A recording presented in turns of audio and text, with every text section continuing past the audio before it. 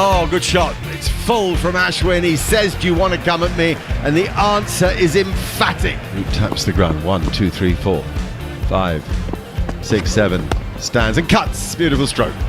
Quality shot. Ben Stokes gets a full wide delivery and drives through the covers for 4 more. And Joe Root, easily as you like, just pushes into the offside, into cover, and takes a single to take him to 150 not out. Has he ever played better than this? Guess what? Ben Stokes does it again. Pings it out the middle, back-to-back reverse sweeps to take him to 50. He's just having a net, Ben, isn't he? Slog sweep once again and connects with it beautifully through mid-wicket for 4 more.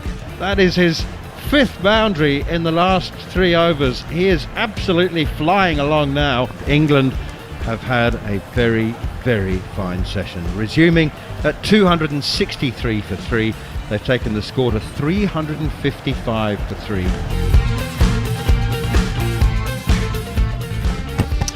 Yeah, England have had a very fine session. The words there of Neil Manthorpe summing up how well England have played this morning. A partnership between Joe Root and Ben Stokes that's had everything. I suppose to some degree it's encouraging that the ball has begun to spin, particularly out of the rough, as dramatically as it has done.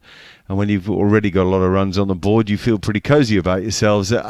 Stokes has played some blistering strokes. The slog sweeps that we analysed quite a lot this morning are very much his métier.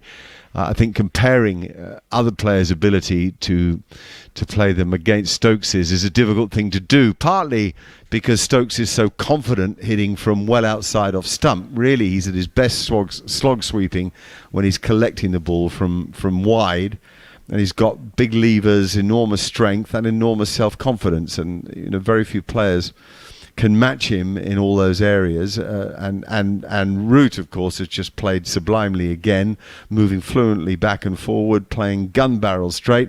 And England's advantage through the morning session was that 2 high-quality players were working together, and that makes it very hard for the opposition. You don't have an end to bowl at, and for the first time, for a long time, I would imagine India looked fairly hamstrung by the way the opponent was handling all that they threw at them. Yes, it's true that they've missed Ravindra Jadeja, though I'm not convinced about the choice of Ishant Sharma for this match, who's had so little cricket. Not that he's bowled poorly. I've said before I'd have liked one of the skidders, the Mohammad Shamis or Mohammad Saris or those kind of guys as candidates who were bowling with a little more youth, a little more excitement at the occasion, and a little less concern about getting line and length right. But there's a lot to talk about. Gareth Batty is with me. The end of the story really regards the morning is that England played especially well and have just improved their position from overnight.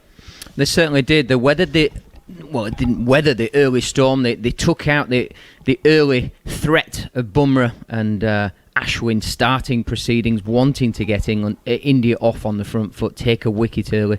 Root and Stokes played quite magnificently well, and then as the session carried on, there were elements where you just felt the ball might just spit out of the rough. There was some extra spin, a bit of extra bounce from time to time.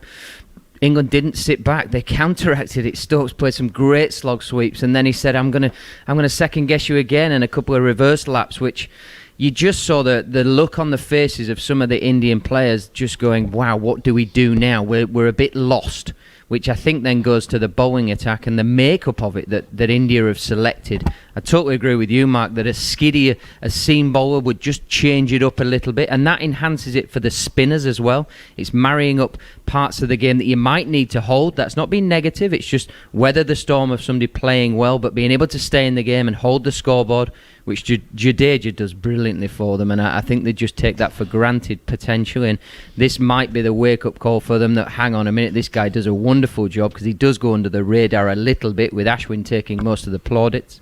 And you feel like England really do have the Indian bowling attack by the scruff of the neck, and we've still got Pope and Butler to come, and that's no disrespect to Bess and Archer after that, but there's some firepower from England still. Well, good morning, everybody. If you're just waking up, the news is all good from Chennai. England are 355 for 3, improving their overnight position of 263 for 3 quite dramatically. Joe Root 156 not out now, but Ben Stokes came in and he has 63 from 98 balls, and some of the stroke play was frankly thrilling. He hit 2 sixes and 9 fours. He played pretty quietly to begin with, began to branch out, particularly with the slog sweeps. They both played well off either foot, and they've made the Indian attack look pretty ordinary on, I have to say, still a very good batting surface. So the odd ball that's ripped out of the rough has been an issue, I think. Stokes was twice hit on the gloves in front of his chest. But anyway, great fun to watch, great fun to have you with us. TalkSport 2 bringing you exclusive coverage of England's tour of India, and Chennai didn't do England proud the last time they were here. It has the potential to do England rather better this time. Steve Harmison is also with me, and Steve, it's another morning where really you couldn't take your eyes off the play. No, you couldn't. And you mentioned how watchful Joe and Ben were in the first part of that first session, and then Ben seemed to go through the gears, and Joe was a little bit like the way Dom Sibley played yesterday. He was quite watchful, rotated the strike, and he understood, as world-class players do, when somebody's in a bit of touch and he's got the one-up on the bowlers, you just nice easy rotate the striking over to you, Ben, and get involved. And I agree with what both you're saying. I think Mohammad, and hindsight's a wonderful thing, I said that during that first session, but Mohammad Siraj during this game, I think taking the ball away from the bat would have been a better choice than Ishant Sharma. And listening in that first session to Ashok Chopra, who talked about, India's spin cupboard being very, very bare at this moment in time to bring them in. So that for me is alarming. As a cricket fan and somebody who thinks, when you go to India, you just expect spin, and you've got youngsters coming through and IPL stuff, but to actually go on the side to replace Ashwin or Jadeja, that would worry me, Mark, quite slightly if I was an Indian fan. Joe Root's marking his guard now, 156 not out. Strike rate of 56 has dropped down from the 65, I think it was overnight, maybe 67. It is going to be Ishant Sharma, and I'm looking forward to chatting about Ishant Sharma. He seems to me he's played cricket since Noah was in the Ark. He steams in now, back of a length, and exactly the problem for him that I'm going to work on a bit with you both. As Root goes back and plays really well defensively. This back defence, by the way, of all the improvements in his game, this back defence where he stays alongside the ball, a little more sideways on, has served him really well. It means he can play the ball a bit later, and he doesn't get stuck lining it up with his right shoulder, so he's very comfortable if there's any extra bounce. Now, of course, this is a slow surface, and it's not necessarily the best place to test that technique to its fullest extent. Here's Ishant again now, not really steaming in actually, coming in with more measure than magnificence, I'd say, at this stage. That ball hits the thigh pad and Root trots through for a single, which will give Stokes the strike. My feeling is that Ishant Sharma has improved immeasurably. He's now very accurate and very reliable and very solid, and he's always still criticised for being half a yard too short. The problem is he's not a mover of the ball. He's a pitch hitter, and there's no great history of Indian bowlers who are pitch hitters. One perhaps who got the most out of a pitch was Javagal Srinath, but there haven't been many in India's history. Most of India's bowlers are swing bowlers, and I'm just not sure he's ever been the right bowler to dominate conditions in India. And if you're only going in with a frontline two-man seam attack, I don't think he's the right guy to bring the variety now that Jasprit Bumrah's arrived on the scene. When he was the only bowler of his type in the side and the others were skidders or swingers, that would make sense. But to have two pitch hitters as your only two seamers doesn't seem the right balance to me. Yeah, I thought he might have been the third type seamer, because you've got a little bit like what I was when you've got likes of Flintoff in the side. If you're playing five bowlers, You've got a luxury bowler, and I think a lot of Ishant's career was a bit more of a luxury. You're not sure what you're going to get with him. He'll take a wicket out of any. But if we've got two bankers, backup bowlers, we're all right. But in this, we've got three spinners. So I think Ishant's tried to be one of these movers. Here he is now. He bowls very wide of off stump, and it's left alone by Stokes. In fact, Rishabh Pant took that where first slip, in front of first slip, probably by the time he took it, another 2 or 3 feet outside of the wide line. So a real loosener. And I think talked about his career, Ishant Sharma's career for the first sort of 65, 70 Test matches. He might have got caught between that place where he's been told in India, you've got to move it, you've got to be able to. And I think after that point, he's averaging 20s. So his average has come down from 40 down into the late 20s and the 30s because he's experienced and thought, right, I'm just going to take the ball in. Here he is again, and that's also outside off stump and left alone. I remember when we first saw him in Australia, and Ian Chappell said they've really got something here. He's got enough pace, he's certainly got the height, the bounce, delivers it with the seam upright. And, that he didn't really remember seeing an Indian fast bowler that had such promise to succeed in those bouncier, harder conditions. Yeah, and I think that's the bit that goes against him in India. He's not hitting the stumps a lot, so LBWs and hitting the stumps are kind of out of the equation for the taller bowlers at times in the subcontinent. Again, more of an amble in than a race into bowl, and Stokes made a shimmy down the pitch, very Matthew Hayden-esque, and he banged it into the surface, did Ishant, and Stokes worked it off his hip for a single to square leg. We touched on it before, Steve, off air. How difficult is it for you tall bowlers, like the big fellas, 6'4" plus, to then bowl that fuller length like Mark talked about earlier? If your natural length is actually that back of a length, which is so potent in English conditions and Australia, to then be able to go that 1.5 foot fuller to bring the stumps into play more. It is difficult when you're bowling on subcontinent wickets because it's a well and good by being able to get it up there to try and hit the stumps. It's got to have some venom on it, like you mentioned there, venom. It's got to have something behind it and some purpose to it. Here he is again, bowling to Root. Root is back. The ball is very straight, and it goes to mid-wicket, and Root looks pretty comfortable. He has a long look at where the ball went to, perhaps to, ideally he wants those defensive strokes to go back down the pitch rather than out to mid-wicket, but the ball I think just came back off the seam and iota, Gareth. Which begs the question, modern day with all the analytical things that we have, we should know what lengths fast bowlers need to bowl, spinners, speeds they need to bowl. We can almost pick horses for courses nowadays because we can measure the length that you would naturally bowl or Darren naturally bowls and actually work out which bowler should be most successful at a certain ground or on a certain wicket. Yeah, I agree with that, but there's a couple of things when you look at it. I think if you can take the ball back onto off stump, the way the modern batter is, I think you've got more chance of success. If you can take the ball away, then great, you can set them up. That's why Anderson's been brilliant. But I think the way the modern batsman now is looking to hit the ball, there's a bigger gap between bat and pad. And I think if you can get the ball to go into off stump, then you've got more chance of getting wickets. One of my bugbears. Love it. I'm going to come back to that. 3:57 for 3. We're on TalkSport 2, and very pleased to say good morning to you Saturday morning. Time to chill out and listen to the cricket.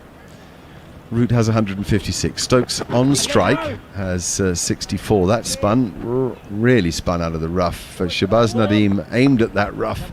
The bowler's footmarks outside off stump, and Stokes got a couple of rip snorters out of the rough, shall we call them, as we used to in the old days.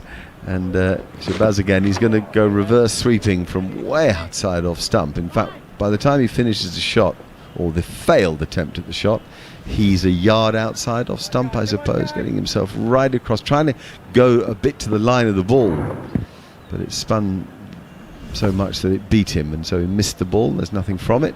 Another one. Now he goes back, and he's forced the mistake from the bowler who's too short, and he gets the easy single to mid-wicket. So Stokes would argue that there's risk in the shot, yes, but there's so much reward, not just in terms of the actual result from the attempt to strike it with a reverse or orthodox sweep, but also the fact that you change the bowler's length and get something out of that.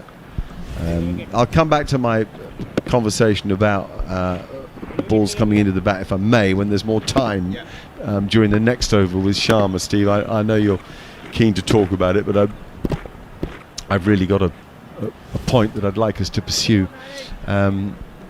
Stokes is such a dominant figure out there. You know, some guys look taller than they are, feel bigger than they are, look more threatening than perhaps they need be. Oh, good shot. So, Root's back beautifully, eased off the back foot through square cover.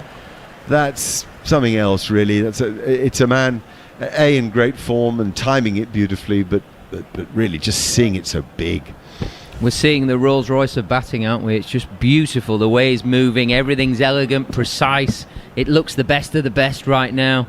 He's moving forwards and backwards on this occasion, pushes back off that front foot press, and just a beautiful back foot punch. The ball rattles off. Thank you, back foot punch. Excellent description. I couldn't decide whether it was a cut or a drive, and of course it wasn't either. It was a back foot punch. And the good thing about the way these two are batting, they're going, because Stokes is looking to get out there, he's making the left arm spinner bowl a bit shorter, but Root's going the other way, so when Root's come on strike, he's now using the depth of his crease, and it looks as though he's bowling short. And now he's worked a straight ball off middle and off to mid wicket, where there's a huge gap, and he gets another single, and it brings the end of the over. Root 161, Stokes 65, Root 39 away from another double hundred. Only 2 tests ago that he made a double hundred. Only a few players have gone 3 consecutive tests with scores of 150 or more. Only one in history has gone 4 test matches with scores of 150 or more, and that's Kumar Sangakkara. But he'll join a select group if he's gets a 200 here, 2 200s and 100 in consecutive tests. That'd be pretty good. It's going to be Ishant to continue. So my point really, you were talking about getting the ball to come back into the bat off the seam. I'd talk perhaps more about the use of in-swing, and I particularly want to talk about it because of Steve Smith. And I don't buy the idea you should bowl wider and wider of off-stump to Steve Smith. I think you should bowl straighter and straighter. Here's Ishant Sharma. He comes in now and he bowls pretty full actually, but Stokes is back, Root is back and plays it nicely. Tucks in behind it actually, as is his way, and the ball rolls out to mid-on. There's no run. Yeah, I fully back that. I think if you're looking to get the ball, especially from an angle point of view, you can bowl mid-crease, you can bowl wide the crease, you can use the crease there, and that's what Anderson's brilliant at. Broad's good at it as well, and use the angle to get the ball out onto the off stump or just on the outside of off stump to Steve Smith. More often than not, I think you've got a great chance of getting him out. All this moving and back and forward, and you want him to go outside of stump. I don't see I think he's got a vulnerability. I think he's got a blind spot just around off stump, and I tell you who else had that. I thought Matthew Hayden had that as well. Ishant Sharma again, and Root back again, and much fuller. This good bowling this from Ishant. He knows what he's trying to do here. Get it full, get it straight, and if he gets any uneven bounce, he might trap Root in front because Root is playing back so often. 363 for 3. I think fundamentally batsmen line up with their right eye, if you're a right-handed batsman, on a line that is just outside off stump, and it goes right the way down to where the bowler runs in from, and it runs right the way back to the keeper. If you can run up and hit that line, which is the line they don't want to call, Mr. Boycott used to call it the corridor of uncertainty, you can swing it in, out, do whatever you want, you can shake it all about. It is very difficult to line it up and play the ball, so it's how you get your angles to arrive into that area for the length of that batsman, but the line never really changes. Is Ishant again covering the ball so that presumably he's working on reverse swing. Absolute carbon copy of the previous 2 balls. Full, Joe Root on the back foot defending. Yes, I get that. I'm actually talking about attacking the stumps every ball to someone like Smith, and having, if necessary, 5 fielders leg side, and maybe on really flat decks when you're not even going to hang one out there to see if he wants to drive, have 6 fielders leg side. But you have to be bowling at the stumps where you bring into play 2 methods of dismissal. I just think modern batsmen now, the way they play one-day cricket and the way they play 2020 cricket, there is joy for bowlers now hitting the top of off stump, because if you're coming back onto off stump. And again, same thing, full ball, Root this time not fully back, more from the crease, dead straight, right out of the middle of the bat. It's a really good over this. Yes, he is covering the ball. In fact, we've got a slow-mo on TV, so he's trying to get the reverse swing going. I'm convinced too that the nip backer off the seam is a natural variation from an outswinger to most modern bowlers, when actually there's an art in off-cut and nip back and in-swing. And Stuart Broad, who almost by default, because he couldn't solve the problem of pushing the ball down the leg side with his wrist, has become a brilliant in-swing bowler, and of course a nightmare to a left-hander from round the wicket. Yeah, spot on, absolutely spot on. And I think what you're doing there is you're testing the batsman's technique. Beautiful straight drive from Root. Just a hand on it from Ishant Sharma has stopped it going to the boundary, so they'll get a couple, a chase from Jasprit Bumrah and a nice throw off balance back to the stumps. But 365 for 3 now, with 1 ball left in his over, and Root has moved to 163. And I think the modern day batsman's technique, I think the game's great, and it's much better for 2020 and one-day cricket. But I actually think the actual technique of batsmen has suffered a little bit for it. And I think from a bowling point of view of just big way swingers and bringing the slips into play, I actually think you get a lot more joy by taking the ball from outside off stump onto off stump, and I think that is the ball you get players, even good players, out now. No, what a good over, a maiden over as Root defends it out onto the offside. That one threatening to swing out a bit, but not really going enough to trouble Root, and Ishant and his captain should be very pleased with that. 365 for 3 with Root on 163 and Stokes on 65. Yeah, you only need to, my final point on it, you only need to look at and think about the greats of a Courtney Walsh. Used to run up and just dunk the ball in towards the stumps the whole time. If he then just gets one to go straight, he's done you on the outside edge, because you have to respect the ball is nipping back into your stumps. So you have to, that's what I meant by the right eyes covering the stumps, the real danger bit of don't get bowled. Best players shouldn't get bowled a lot, and LBW ideally. So then you're taking dismissals out of the game. If you're a bowler, you go, right, I'll make you work on that, and all I'm going to do is just going to stand one up on the seam. You're playing 2 inches inside the ball, you've nicked a straight ball, thanks very much, it's an easy game. And you talk about batting and the size of the bats and big bats here, and you listen to Goffey talk about the game's change, have all got big bats now, but the ball only has to move a fraction. It only has to move a fraction, and you nick it or you miss it, and if you miss it, if it goes on the inside, and I think that's where Anderson's been brilliant. The line you mentioned, you talk about, Jimmy Anderson's done that for years. He's got that line just outside off stump. He's got a seam that goes bolt upright. He's got a seam that goes slightly in, a seam that goes slightly away, and he's basically saying, right, the ball is I'm gonna start the ball on that line, and it's gonna, and because he swings it late, it's gonna go, and it brings a whole range of dismissals into play, but it tests the batsman's technique.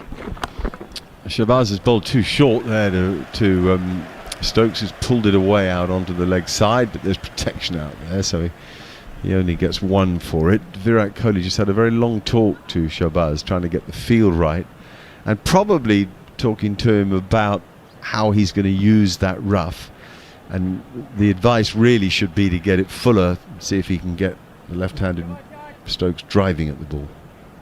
Yeah, and he's got the deep mid-wicket out now and a deep square leg, so he's got some protection, so Stokes can't just bang that big right leg down and... Forward defence, no run.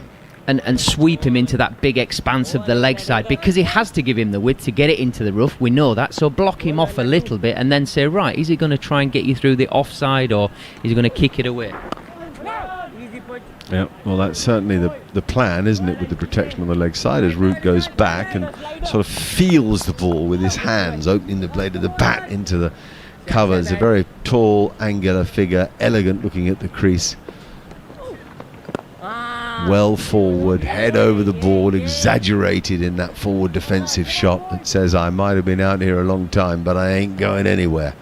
163 from 292 balls faced. The England captain in his 100th Test match after a day to behold yesterday, and he goes back now and pulls a ball that's just back of a length for a single out to mid-on. There's a single anywhere you want on the leg side except just behind square at 45, but anywhere from there all the way round to the bowler is a vast gap, because there's only 2 back. There's only 2 fielders there and they're both back. So you're saying bats to Ben Stokes, left armour at the rough. You're happy for him to reverse sweep. You put your man back for the slog sweep, so you got 2 men back. He's got it. You want him to bowl full, Mark's in. You want him to bowl full to drive. But if he's bowling full, Ben's more reverse sweeping than driving. Oh, he's down the pitch there, and he gets all of it way over mid-on, maybe into the top tier of that stand. A beautiful ball strike from a wonderful batsman. Ben Stokes goes to 72. I'm not suggesting for a second anything, because I'm scratching my head. I mean, he's just run down the wicket and played a beautiful shot there. But I think if you're saying, I'm going to hit the rough, the one thing that you are saying to the batter is you know where the ball's going to pitch. So you're going to put your deep square leg, your deep mid-wicket. For me, I would say I would prefer him possibly running down the wicket like that. So I would even lose my point out and say your reverse sweep now is a biggish shot. The ideal thing is that you still have a man somewhere in and around there for if he doesn't get it for a catch. You don't have 12 fielders, unfortunately. And you would try and make him do something he hasn't been doing a lot, which unfortunately has ended up in Rose Ed. Thank you, boys. I'm going to hand over to Neil Manthorpe with the score at 373 for 3. What a great time to take over. I think Ben Stokes, I mean, he's very exciting before lunch, but goodness me, he I even said before lunch that he had the bit between his teeth, but he's looking particularly brutal at the moment and savage on the Indian spinners. Now then, Joe Root's 164. Here is Jasprit Bumrah, and Root pushes it away, square of the wicket on the offside. Joe Root's joined the great Wally Hammond as English batsman to have scored 3 consecutive innings of 150 plus away from home. Wally Hammond did it in New Zealand in testing my memory now, I think it was 1930, 1932. Jared will be able to confirm that. You commentate on that one, Hannes? Yes, stop it. Bumrah in once again, nudged away through square leg, wide of Virat Kohli, and they go through for an easy single. It was that famous series. It was a 2-test series. Wally Hammond scored 500 runs in 2 test matches for 1 dismissal. Can you imagine that, Bats? 6 weeks on a boat for a 2-test match series. Well, they went there after Australia, so I mean they were away for the best part of 7 months. They went to 6 weeks on the boat to Australia, played the Ashes, and then just popped off in New Zealand for a couple of tests on the way back. It just picked up the odd 500 runs from 1 dismissal. Joe Root 165, Ben Stokes 72. Jared he's the historian amongst us. He'll correct the little details that I might have got wrong. Here's Bumrah in once more, and Ben Stokes nudges it out towards mid-wicket. The point being is that Joe Root's only the 2nd Englishman in 143 years of Test cricket to score 3 consecutive innings of 150 plus away from home. It's that's an exclusive club. Wally Hammond and Joe Root. Troubling times for India, although, as we keep on saying, they've been here before. They've been in England's position more often than they've been on the receiving end. But at 374 for 3, they are very much in need of a wicket, and that's a statement of the obvious. Here's Bumrah once again, it's a slower ball, and it's a full toss, and Ben Stokes says, "Thanks, Jazz. I'll have that one through long on for 4 more." A little rueful smile from Ben Stokes there. It's not often you see the slower ball attempted, is it, Harmy? No, it looked as though it fooled everybody. It didn't come out. I don't think it came out as well as Jasprit Bumrah wanted. Arguably he tried the wobble seam at front of his hand, and he's got it horribly wrong, and it just dipped on Ben Stokes. And I think because it was so full, Ben's managed to get a full bat on it. I think if I'd dipped a little bit more and gone being Yorker or half volley length, then it might have stuffed the England batsman. But no, he timed it well, like he has been doing. Bumrah in again, and a short and an attempted pull and a miss for once from Ben Stokes. Would it be fair to say, Hamid, that one possible reason for Bumrah coming around the wicket now, and maybe explains the slower ball, he might just every now and again try and bowl his slower ball into those patches of rough, just try and get him driving at the ball, might puff a dust, might just hit the splice and go up to say mid-off, something like that? Yeah, even a few off-cutters with a ring field, he's got 2 slips, backward point. You'd think, off-cutter, bowl into that sort of stuff and test Ben's patience. Here is Bumrah once again round the wicket, and Stokes pushes it defensively off the back foot into the gully, and there's no run. 378 for 3. Jared? You wanted some Wally Hammond? Yeah, I do. Yeah, I love Wally Hammond. Wally Hammond in Sydney in 1928 made 251. The next test match in Melbourne, he made 200. In the second innings, he was run out for 32. He then went to Adelaide and he made 119 not out, and then in the second innings in Adelaide he made 177. It's also worth remembering that in 1933 he made 227 in Christchurch and then 336 not out in Auckland, which is the one I think you were talking about, the 2 test series. 520 odd runs, a bit of one Nick then, dismissal. Who ran him out? How was his kneecaps after that episode? So it wasn't the same trip actually. So it was 2 different tours. 4 years apart. Yeah.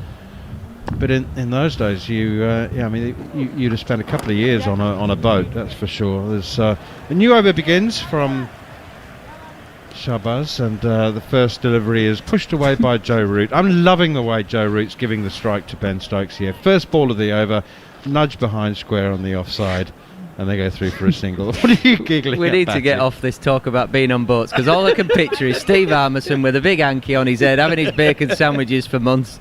Goffey trotted around the deck with a lovely little glass of champagne or something, with his cravat around his neck. String vest.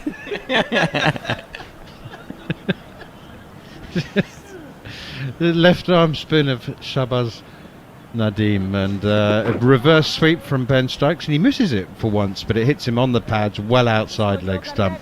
You win the Ashes and you spend 6 weeks coming home on a boat. Can you imagine that? Imagine you and Fred, you won't get off the boat. I was just about to say. You'd have been left at sea. At what point and what time of an evening do you have a Here is Nadeem once again, and Ben Stokes pushes it away through the vacant point area. They're going to come back for 2 here, because Rishabh Pant, the keeper, has to run after it to cover point.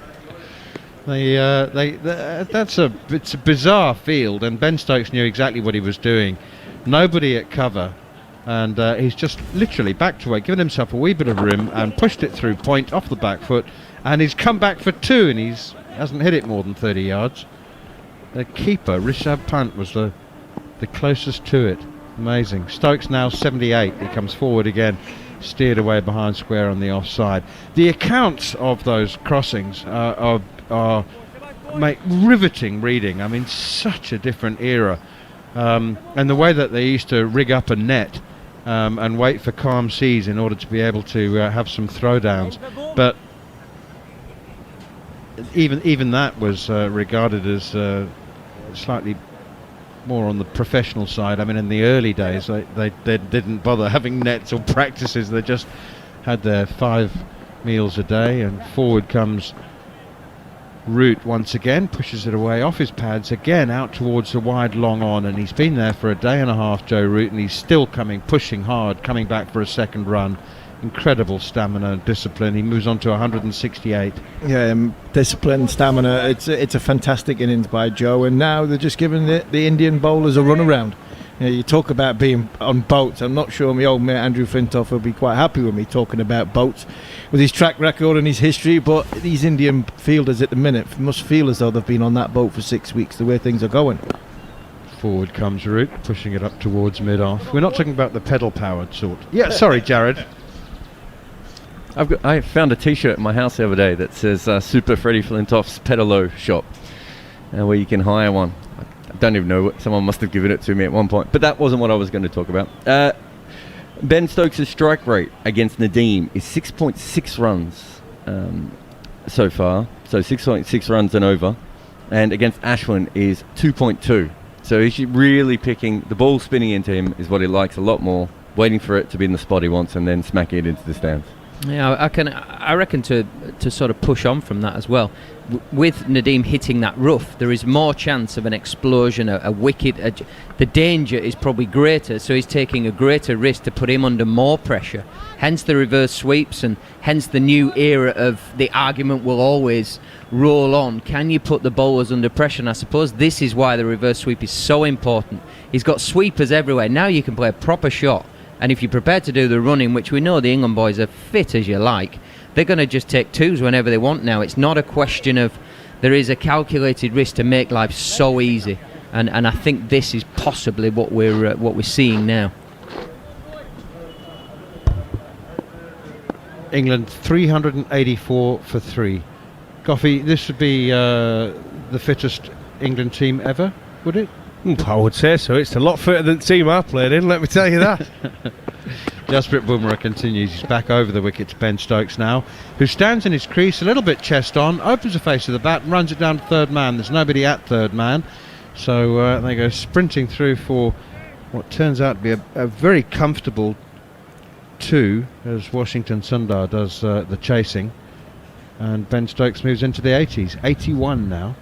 Just go back to the boats just for a second, because do you know, so you talk about the boats from yesteryear. In another 20, 30 years, we'll be talking about bubble life cricketers. What that must have been like. That period of time when cricketers couldn't go out of the room, had to go on tour in a secure, biosecure bubble, and just rock up and play in a test match and get 100 in Chennai. Yeah. Easy. Yeah, after 10 days of quarantine. Here is Bumrah once again, and pushed away defensively by Stokes up towards mid-on. That is assuming, I mean, I'm with you in assuming that we will see an end of biosecure environments and quarantining, and that there won't be more viruses and pandemics. Well, yeah, good point. But you're right. But I'm just saying it will be talked about. It will be there in print to talk about over the years how difficult it must have been, that period of cricket, series getting cancelled, players self-isolating for 10 days to 2 weeks. Here is Bumrah once again, and he's remaining over the wicket. That's pushed by Stokes into the gully. So you'll be, yeah, just think, when you're 75, it'll be 25 years ago. I wonder if you'll remember. I don't think I'll be details. talking about biosecure bubbles when I'm 75. I'll be honest. I'll be lucky if I'm still here. But it's a weird thought. It is an amazing thought to think that, you know, we'll look back in however many years' time, and it'll seem slightly surreal in many ways. Here is Bumrah once again, and Stokes pushes it away beautifully, just opening the face of the bat once again. There's a deep backward point on the boundary for India now, and they're keeping Stokes down to a single with that fielder, and he moves on to 82, 387 for 3. Don't you think today's been more like, it's almost got the feel to it of it's just like been a net session for both of them so far. They've not really been tested. I think both batsmen have dominated in different ways. I think Joe Root's just thought, you know something, I want to set the tone here. Yesterday I went out there, the intention was to play some shots and put the pressure on India. Today it almost feels like to him he's really going to rub it in today, and he's going to Down the leg side here from Bumrah. Got that one wrong, and a flick and a miss from Joe Root. It's almost as captain he's saying to his players, look, I was 120 odd overnight, but this is what you've got to do in these conditions. 120 isn't enough. You've got to go on and keep batting and get big scores. And it looks like he's setting himself up. Listen, he can always get a good delivery, no matter who you are. But then it's allowed Ben Stokes to come in and set the tone. He wants to let India know how he's going to play in this series. 387 for 3, England. As Bumrah is in again. Bouncer and a quick one. That was an effort ball. That was some grunt in that one. And it was too short, and it bounced too high. And Joe Root was not inconvenienced by it at all. As he ducked underneath it. He didn't need to duck really. It was, but it was quick. It was, and there's another little landmark for Joe Root. That was his 300th delivery. 160, 300 balls. Impressive, isn't it? Players go through, players have sort of semi-decent series with the bat, 4 test series, and face 300 balls. Here he is facing 300 balls in the first innings of the 4 test series. Well, we've talked about it, haven't we? And about for England to win this series, they've got to have 2 batsmen at least who are going to have massive series. Not 350 run series. We're talking 500 plus series. And Root's got off to a good start. Sibley's got off to a good start. And Ben Stokes has. So it's all looking good so far for England. A long way to go, by the way. We haven't seen India bat, and it's always hard, isn't it, to judge what any wicket's like until you see both teams bat on it and both teams bowl on it. Yeah, no, that's exactly right. I'm just wondering, and it's that the time has not come. I'm wondering when the time might come when England start to think and talk about a possible bowl at the end of day 2, or will they just bat through the first 2 days? As I say, that time is not here yet. Slog sweep here as Shahbaz Nadeem comes back into the attack. It's caught at deep backward square leg. Cheteshwar Pujara fiddled and dropped it. It squirmed out of his hands, but he caught it at the second attempt, and Ben Stokes, who's profited so richly from the slog sweep, has perished to it in the end. And Shahbaz Nadeem, the left arm spinner, has a wicket, the big wicket of Ben Stokes, who's batted beautifully for his 82. But you live by the sword and you die by it, and it's the slog sweep that has been so profitable for him, which has been his downfall as well.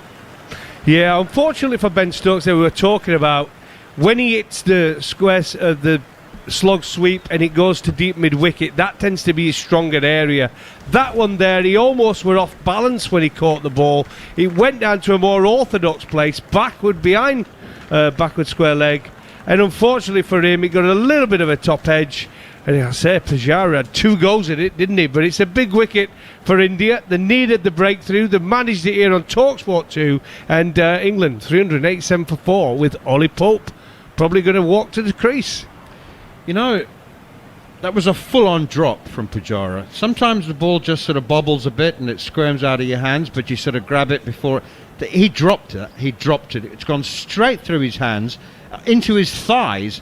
That is a very, very fortunate recovery for Cheteshwar Pujara, because that was a full-on drop. He's actually caught the drop. And Ollie Pope, this is the stuff of dreams, isn't it? You walk out to the... Well, another one, listen. 387 on the board and you walk out at number 6. Saying that, what would you rather do as a batsman? Walk out when they're 17 for 3 or walk out when they're 387 for 4? Because when we look at this scorecard now, Dan Lawrence is probably sat in the dressing room and thinking, well, everybody else has got runs on here and I've got a duck. So I think is there more pressure actually when you know it's going to be a flat pitch, there's runs being scored, first innings are important in India, and they're coming in, the Indian bowlers, they're tired, the second new ball's gone now, so it's a good time to come in, but this kid, again, he's not played for such a long time. Well, Ollie Pope is at the non-striker's end, and it's his job now to stick with Joe Root. What will be interesting is to see whether Ollie Pope, after that initial period of playing himself in, whether he tries to assume the aggressor role and allows Joe Root to keep ticking over as he is doing now, pushes the first delivery of the next over from Shahbaz out towards mid-wicket. Jared Kimber picked up his microphone. I think he was about to share something with us. Akash Truppers also joined us for the next half an hour or so. Jared? I think the line of the sweep was maybe where Ben Stokes went wrong, because generally what he does is he sweeps when the ball's outside off stump and he clears his front leg. That one, because he was coming around the wicket especially, it was actually a little bit straighter, so it's very rare for Stokes to get caught at deep backward square, because most of his sweeps go to mid-wicket and sometimes even to mid-on the way that he hits them.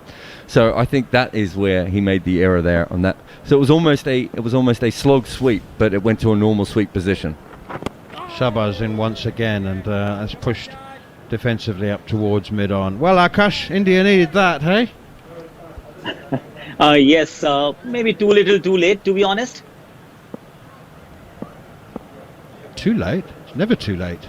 in Indian Test match on the second day. That's short and wide, and it bounces and it's chopped away beautifully. It's a wonderful cricket shot, and it's 4 runs through backward point. What a way for Ollie Pope to get off the mark. It's he rode the bounce, got right on top of it because it did bounce extra, and he's chopped it away behind square at about hip height through backward point for 4. Well, it just goes to show he's not going to hang around. He gets one slightly off target, a little bit of bounce. He rode the bounce, and he got a good contact, I think. Shahbaz in once again, mistimed here. Pope looking to drive through extra cover, or through cover anyway, and he's actually ended up scooping it back towards the bowler all the way along the ground. 392 for 4. What do you mean too little too late, Akash? I mean, Englishmen have seen Englishmen have seen England score 500 and India reply with 700. Well, if that happens as an Indian cricketer or an Indian cricket fan, I'll be very happy. But this game is fast moving into a phase where only one team will be in a position to win this test match, and that's not always an ideal thing when you know that you have to bat last. This pitch is already showing some signs of deterioration, and 500 is on the cards. Once you score 500 in these conditions, you will be playing the catching up game as an opponent, and that's exactly where this game is heading. The route is still there. Butler can bat, Best, Archer, Leach. Anything less than 550 will be a disappointment, and 550 will be a lot from India's perspective. I'm going to hand over to Andrew McKenna now as Jasprit Bumrah begins a new over, a bouncer which is left alone by Joe Root. So the deterioration, it's still playing mostly true, but 1 or 2 deliveries have misbehaved. Akash, do you see that deterioration accelerating noticeably in the next day or so? Yes, that's the thing, because if you were to compare this surface from yesterday, we've seen quite a few balls actually misbehaving a little. The rough is far more pronounced outside the batsman's leg stump. So here comes Jasprit Bumrah, and it's straight. Joe Root works it off the stumps down to long leg for a comfortable single to take Root to 170 and England to 393 for 4 here on TalkSport 2. 7:20 Saturday morning. People waking up all the time. Well, it's been a cracking day. England resuming on 263 for 3. They went to lunch 355 for 3. Ben Stokes caught on the boundary for 82 from just 118 balls. The only wicket to have gone down today, and England put it in huge foundations to put them into a good position in this test match.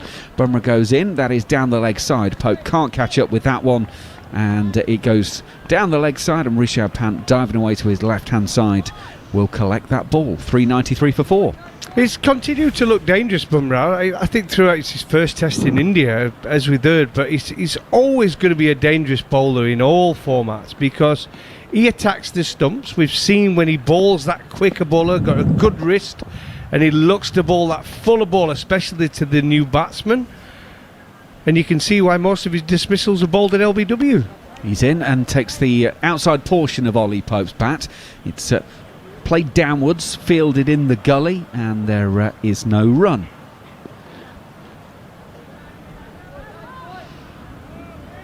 So it'll be interesting to see.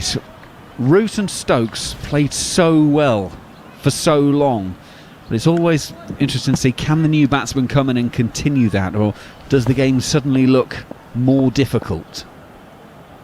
Pope has been out of cricket for a while, although he's been fit enough to bat. Apparently it was the fielding side of things that England were concerned about. That's an absolute beauty. It has beaten Pope on the outside edge, and although Jasprit Bumrah is going up for a catch, Rishabh Pant, the wicketkeeper, was sort of smiling half-heartedly at that because he knows it was in many respects too good for the batsman. Goffey, that's an absolute beauty. It was, and I'm not quite sure. Again, we talked to Akash had talked there about the pitch deteriorating, a bit more rough for the spinners to bowl into, a bit uneven bounce. But again, I think there was a little bit there. It hit him on the back leg, didn't it? Good delivery. You were expecting it to bounce a little bit more, Ollie Pope, expecting the ball as well to come in towards the batsman, as most of the deliveries have. Jasper goes in, full, almost Yorker length again, and Pope keeps that out to mid-off to end the over. 3.93 for 4 here on TalkSport 2. And Akash, I have to say, Jasper looks better today than he did yesterday. It's almost as if he needed to get some overs under the belt. Yes, because he missed the last game in Brisbane as well. He was nursing an injury there, and this is his first test match at home. Remember, this game is played with a different ball. SG test ball is what is used in India, and the last time he bowled with an SG test ball was way back, I think, in 2016. He wasn't even an international cricketer back then. So it takes time for you to understand the new demands of this different ball on a surface like this. It is a flat pitch, or at least started as a fairly batting friendly surface. And he's just learning for a few more tricks as he obviously is evolving in this test innings thus far. I still would want to see a few more bouncers. I don't think he's used that bouncer not even not nearly enough, because that's one ball that's been used very sparingly by both Indian fast bowlers. Yeah, absolutely. When yesterday afternoon, yesterday evening, when things weren't happening, you would have seen a lot of sides going short. India didn't. Nadeem starts a new over, left arm around the wicket to Joe Root. Root's just pushing out on the offside, no run. Yeah, Akash is definitely right there. I mean, especially someone like Bumrah as well, who, like I say, he shocks people with that fuller ball, the pace it comes at. Nadeem left arm round, forward defence from Root, no run. Just to put that doubt in the mind with the short ball. I said, because it can be a wicket-taking delivery in these conditions, and then the fuller ball comes into play as well. So Akash is spot on. Around the wicket for Nadeem. Root deep in his crease, turning into the onside. Still plenty of real estate there, and Shubman Gill will have to go trotting after that. So there's an easy single for the England captain. He is closing in, Joe Root, by the way. We're ticking off records all the time, it seems, but he's very close to the second highest score by an England captain in India. I'll finish that in a moment. Ollie Pope is coming forward, playing this one out on the offside, and there's no run. Alistair Cook is the only man ahead of Root at the moment. Cook's second best was 176 at Ahmedabad in 2012. As Pope plays back down the pitch to this, and there is no run. Cook's best is 190 at Kolkata, both of those in 2012. So Joe Root is 20 away from becoming a record breaker for England. That's a big sweep shot attempted by Ollie Pope, and he's missed it. Goes through to the keeper, Panton. There is no run. That was a full-blooded sweep, looking at sort of round about the mid-wicket region, but he's beaten by that one. It's a nervous start actually from Ollie Pope. Acceptable as well. I mean, he's not played for a while. He's been in the nets. He's had a bit of quarantine as well when they went down to India. So he's a bit anxious. He's desperate to get back into the England side with some of the players that have coming through the system and getting their opportunity and rested, with Johnny Bairstow over in England now. You've got Dan Lawrence has come into the side and done well. So he'll want to get off to a good start, and he's just a little bit anxious as he's come to the crease. Well, he's been sitting in the side watching Ben Stokes like the rest of us, hasn't he? Yeah. So you kind of get caught up with it. Well, you do, and also Dan Lawrence coming into the side and playing well over in Sri Lanka. Johnny Bairstow playing well in Sri Lanka as well, batting up the order. So there'll be a bit of nerve there, a few nerves there from Ollie Pope. Heat of the day in Chennai. Another high 20s, around about 29 degrees, 80% humidity. This is where it gets tough. Joe Root's still there. He's working into the leg side down to long leg to take a single. 172 for Joe Root. England 395 for 4 here on TalkSport 2, and they're in the 130th over of this innings, and we're getting nearer to that mark. Harmy spoke quite early on in this match about making sure, if you're England, bat for 140 overs. Well, they're closing in on that. Then when you get to 140, make it 160, then 180. Well, what's going to happen, let's be realistic about it here, for India to get back into this game, because I think it is starting to deteriorate the pitch a little bit, and 395 for 4 is a good score that England have got already. So for them to have any chance whatsoever, this is why they've gone for Ishant Sharma again. if they can pick up 2 quick wickets here and get into that tail, it just gives them a bit of a lifeline. Yep. Remember the second test, these first 2 are back-to-back, and they're back-to-back in Ahmedabad afterwards, so it's about getting mileage into everyone's legs at this point. Pope turns this one from Ishant Sharma out to Pujara at mid-wicket, and there is no run. Akash, England have been very open about how they use their squad and their players. They rotate things around with back-to-back matches in mind. Have India said anything publicly, or are they one of the sides that always talk about picking their best side whenever they can? Well, India, I don't think will be even contemplating resting their players for this series. Maybe for the one-day leg and the T20s if you want to really rotate things around. But Test cricket is topmost priority. So all these guys will be available, in my opinion, for all 4 Test matches. Ishant on his way once again, right arm over. That's another Yorker. Starting to tail in as well. Pope gets that, works it out on the leg side. We are definitely seeing more Yorkers, aren't we? Well, definitely, and rightly so, and there should be bounces as well. I think that's part of the game. On flat pitches, you have to do something. You have to do something as a fast bowler. The odd Yorker, the odd bouncer, mix it up a little bit. If nothing's happening from a length, there's no movement through the air, you have to try and create something yourself. And both Bumrah and Ishant Sharma look as though they're going to try and do that in short spells. And again, that's the way to use your fast bowlers in these conditions. Ollie Pope just steps away momentarily, now settles back in. He sort of squats down in his stance, then stands back up as Ishant comes back in. Outside of off stump, and it's through to the wicket keeper, and there is no run. By the way, Akash will tell us about it, but like I said, we talked about the depth in fast bowling India have got, and no doubt we might see a few of them as the series progresses, but they've got some good batsmen. Agarwal as well did well when he came into the Test side. He's out at the minute because Shubman Gill came in and did really well. You've got Pandya as well, got to come back into the side. I think he's back fit bowling again as well as he's batting. Is that the key to getting back in the side? Because obviously you can't be an all-rounder if you're not bowling. Well, he could have. I think he's just changed his action a little bit. So I think they've gone for Washington Sundar, haven't they, this game, as kind of an all-rounder as well as a spinner who can bat. But they could have easily gone for Pandya. Ollie Pope on this occasion turning into the onside. Virat Kohli is the man stationed at shortish mid-wicket, and there's no run. Well, Akash would know better than us. Is Hardik Pandya bowling the key to his place in this Test side then, Akash? I feel that way because if you're going to play only 5 batsmen with Rishabh Pant as your keeper and the 6th batsman, you need somebody who can now bowl. And in these conditions, generally you don't pick a fast bowling all-rounder.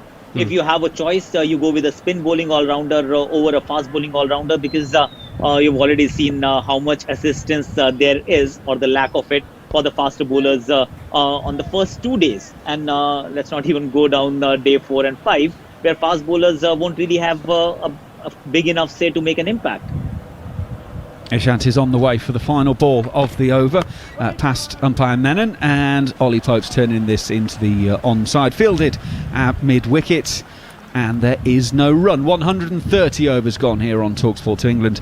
395 for 4. Joe Root 172 not out. Ollie Pope 4 not out. And if you've got a sudden blast of sun, what feels like sunshine coming out the speaker of your radio or of your app at the moment, that is the smile of Neil Manthorpe coming through the speaker, because he's been holding off on the snacks for the last hour or so.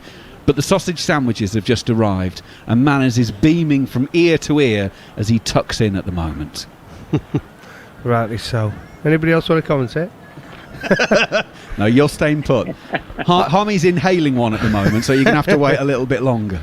It's interesting with the Ollie Pope one. I saw an interview that Joe Root did, and people talked about the first time they saw him play Test cricket, but they thought he'd go on and play 100 Tests. And I think they asked Joe Root that, and he said one of the players he saw for the first time was in an innings against Yorkshire, and that was Ollie Pope. And he said the moment he saw him, the way he went about building an innings from the start and some of the shots he played, he said, I thought this kid's going to play 100 Tests. So Well, Root is facing the left arm spinner and Nadeem is in. Left arm around the wicket and Root is punching out to the cover sweeper. Will take a single to go to 173, 396 for 4. Welcome to TalkSport listeners, by the way, joining us on TalkSport 2, where England are continuing on their merry way. 396 for 4 is the scoreline. Joe Root, 173 not out. Ollie Pope has 4. Ben Stokes, the man to go. Caught on the boundary for 82, but that has been the only success for India so far today. Ollie Pope settles in over his bat. And silly point, slip in place, waiting for him. It's a ball that's short and he's cutting. That was a little bit uppish for a moment there, and the fielder at point might have thought, hello, I'm in business. It's landed short of him, but not that far short, Goffey. It is. Quick on his feet, though, Ollie Pope, isn't he? Tries to get over the bounce. Pope down the pitch and pushing back to the bowler, no run. But the problem is, like I said, because we've seen a little bit more uneven bounce, a little bit steeper bounce for the spinners, especially Nadeem. He's the one who seems to have got a little bit of lift off the pitch. Hello, the alarm's going off. It's a no ball. Another one. Spinner bowling another no ball. Nadeem around the wicket, inside edge from Pope as he comes forward. He's looking to drive into the covers. It's gone down to Ishant Sharma at fine leg, so it's gone 180 degrees away from where he was looking to play. Safely, as it turned out, 398 for 4 it goes up to. Akash, tell us about these no balls, the Indian bowlers. I never knew that was a thing. This is disappointing. It's also mildly shocking because you're talking about Test cricket. Here he goes, left arm around the wicket, Shahid, and it's swept out to Ishant Sharma down on the boundary for a single. 399 for 4.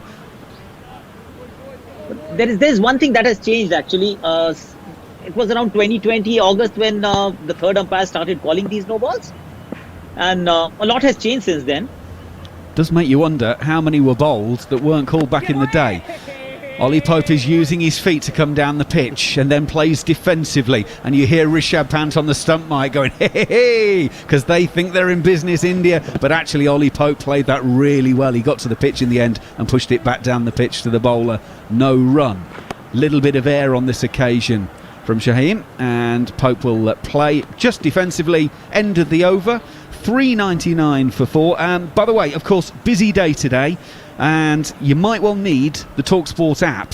Get it downloaded because there's so much football both on TalkSport and on TalkSport 2. If you've got the app, then you can just flick between the two. So at lunchtime, for instance, you've got Aston Villa Arsenal on TalkSport, and on TalkSport 2 you've got the Championship action, Watford and Coventry. So you can flick between the two if you've got the app and choose whichever one you want. So get the app and you can choose what you want to listen to. 399 for 4 here on TalkSport 2. Just going back to the no balls, I actually like that they have that siren goes off because Test cricket last year, how many guys got away with it unless there was a wicket?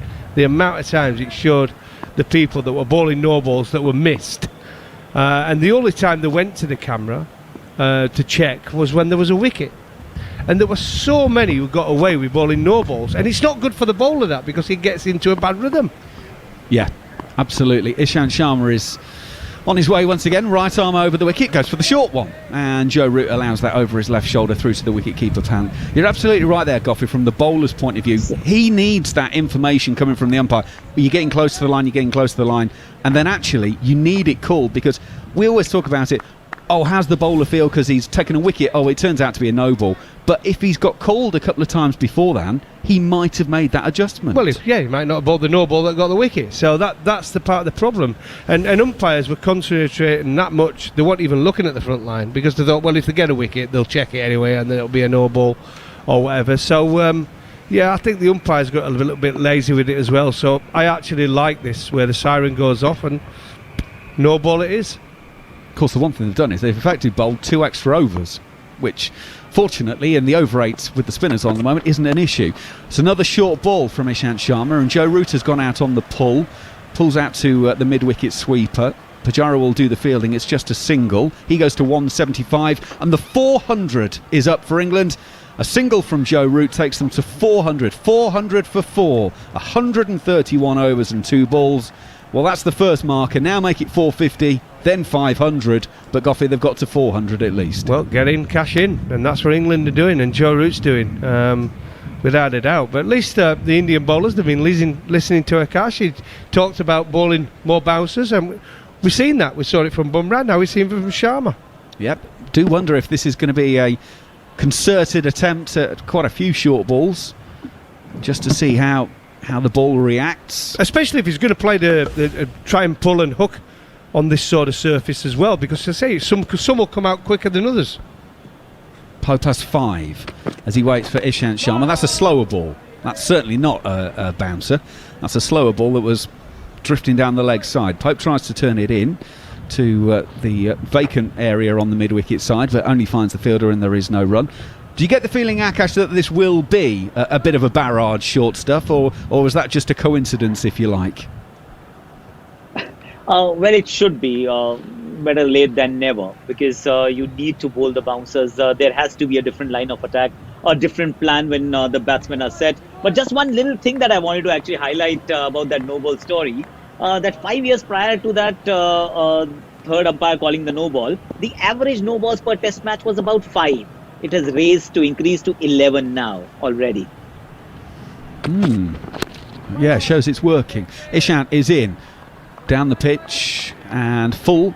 Pope drives to mid-off, and there's no run. Yeah, just goes to show how many there are knocking about.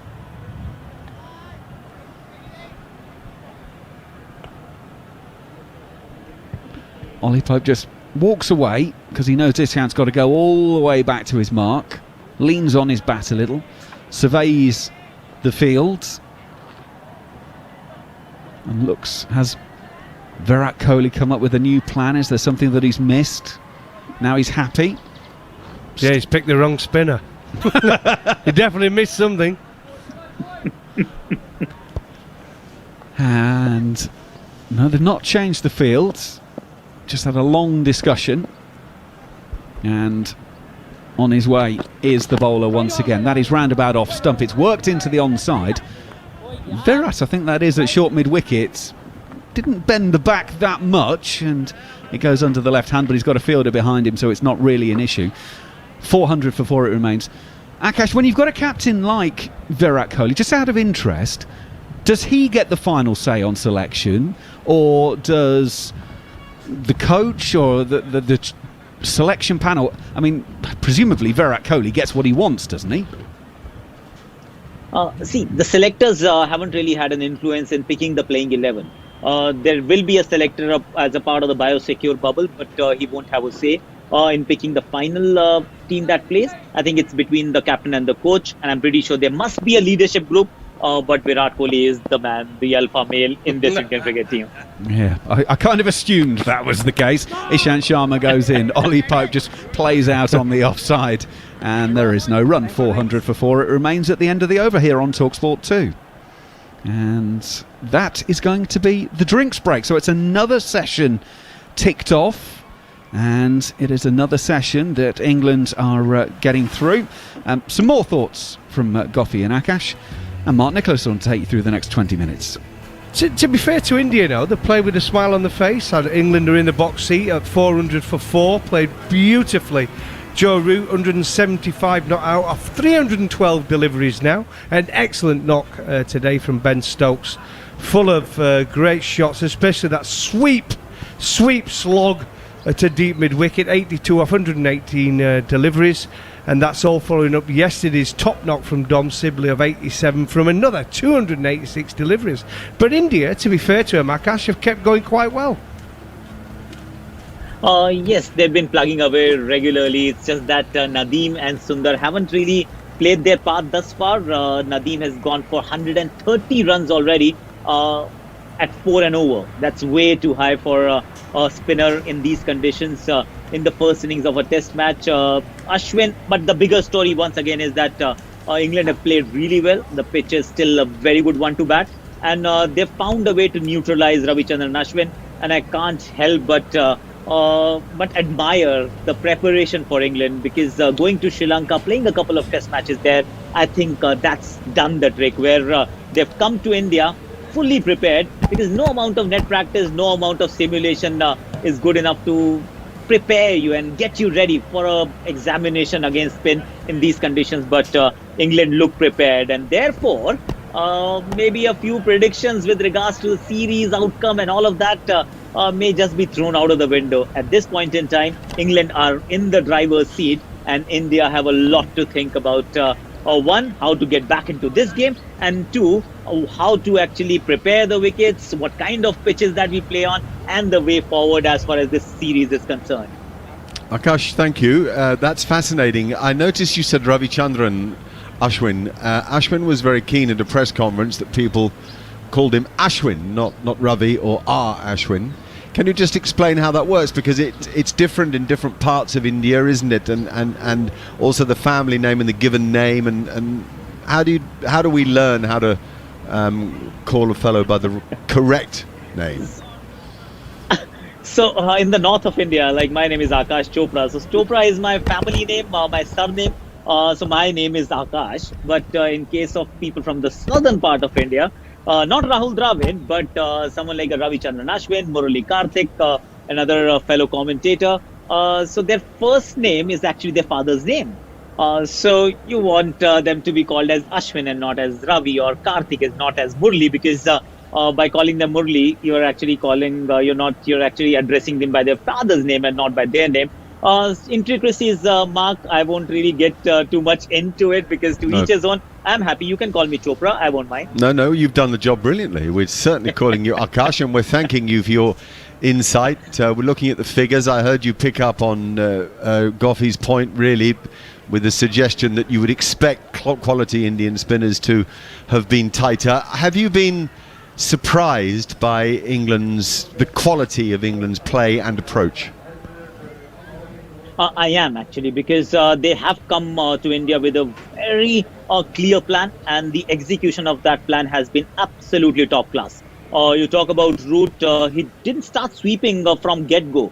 He allowed himself some amount of time to get used to the conditions, understand the pitch, the bounce, the pace, and then he started unleashing the variety of strokes that he has. Has been very watchful, respecting the good balls. You need to keep them out. Even with stroke-filled 82 rather, he was actually very solid in defense whenever Ashwin was bowling, in between those wonderful strokes that delight us. But I think the foundation was laid on the back of some solid defensive play, and England have been spot on. So kudos to the way they prepared for this series. Beautiful. Thanks so much for your time. Lovely to hear your voice. We're going to come back now, because we're about to get ready with Ashwin, who's going to bowl his 36th over. Figures so far 35 overs, 1 for 92. He's bowled 3 more than Shahbaz Nadeem, who has been a little more expensive. And it's going to be Joe Root on strike. He has 175. Pope has 5 from 24 balls. Here we go again then, after a nice long drinks break. And Joe Root, right so far back in his crease, he cannot be far from the stumps, and plays a ball that is very full and doesn't bounce much, pretty comfortably. Drops down on it and holds his shape.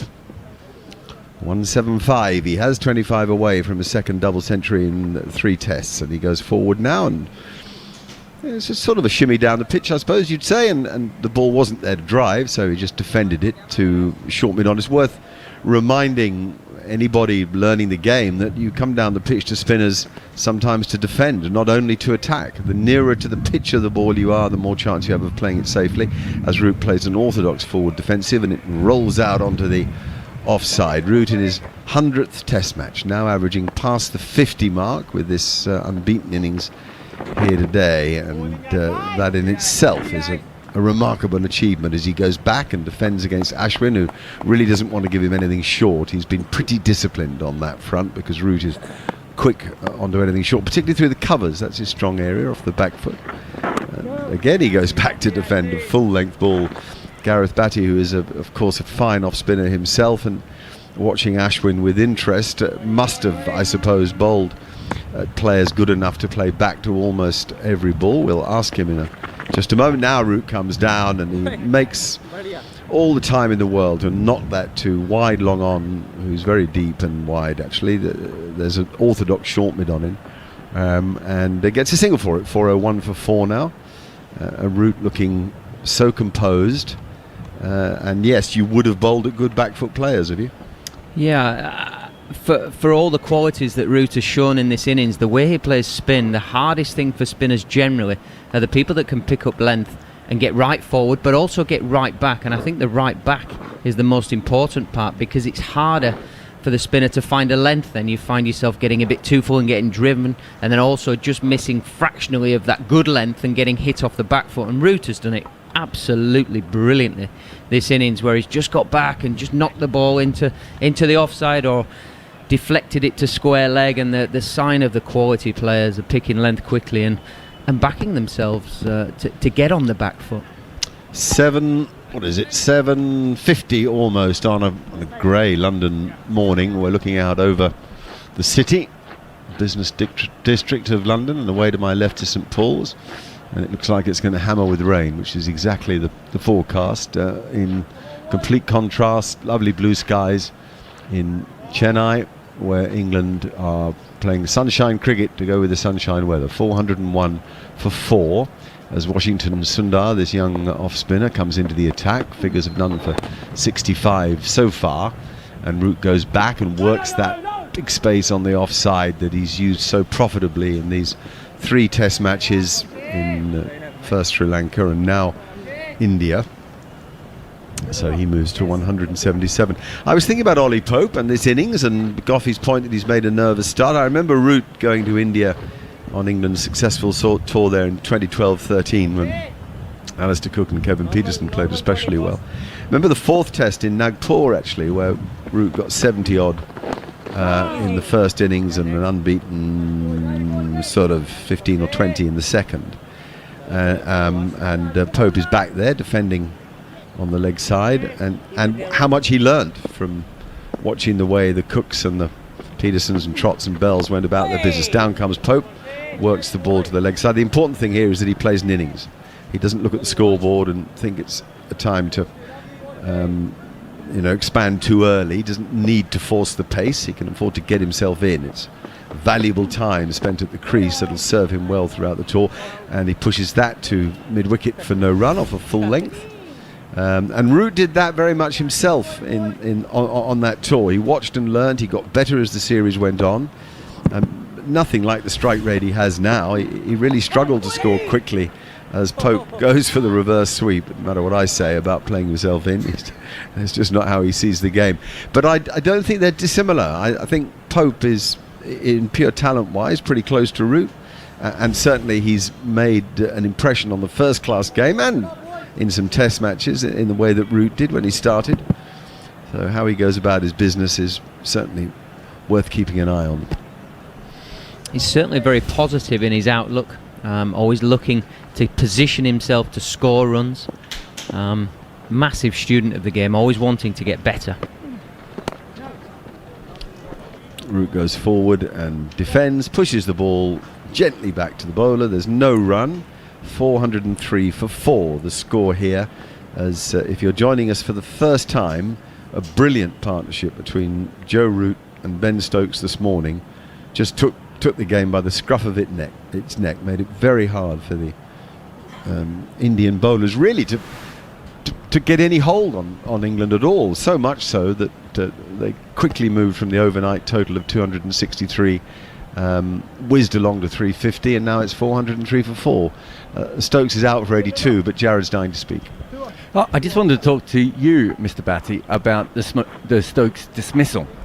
So that ball that was actually bowled was 76 kilometres, so it's close to the slowest ball that Nadeem had bowled. It was also only the second ball that he had bowled around the wicket to Stokes. What specifically was he trying to do? Is he trying to get away from the slog sleep area? Because before that, everything was into the rough, and suddenly he was on the flat part of the pitch. What was he trying to change up there? That's a full ball from Ashwin that's pushed into the leg side by Pope. I can only speculate, but the one thing with bowling out into the rough to a left-hander as a left-arm spinner, Here comes Ashwin again. Back goes Pope. No spin there at all.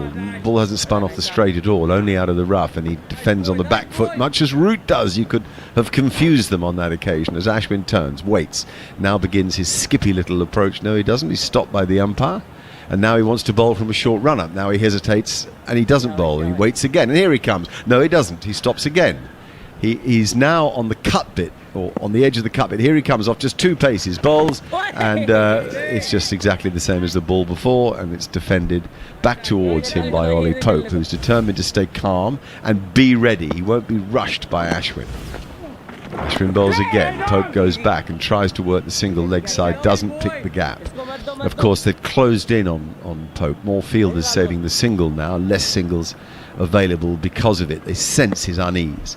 The nerves of a young test match batsman. Now this time it's a full start from Ashwin, who doesn't even release the ball. Rishabh Pant behind the stumps has a laugh at that.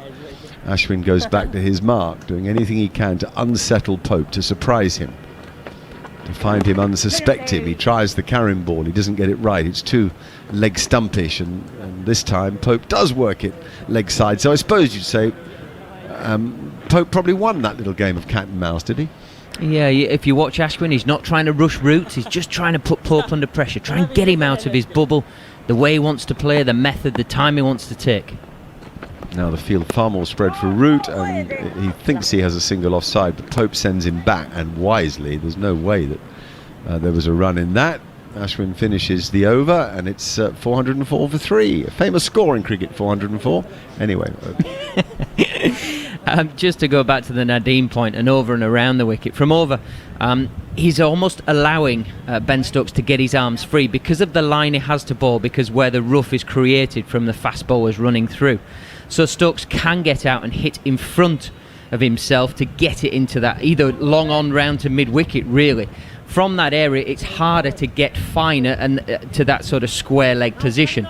So to change the angle and come around the wicket, you're only talking about clipping the rough then, and only every now and again, because of the angle then coming around, you're creating a bigger, I suppose, open space to then get it through the offside. And obviously he didn't have many fielders there, so he's trying to cramp the room, almost keep his hands in tight.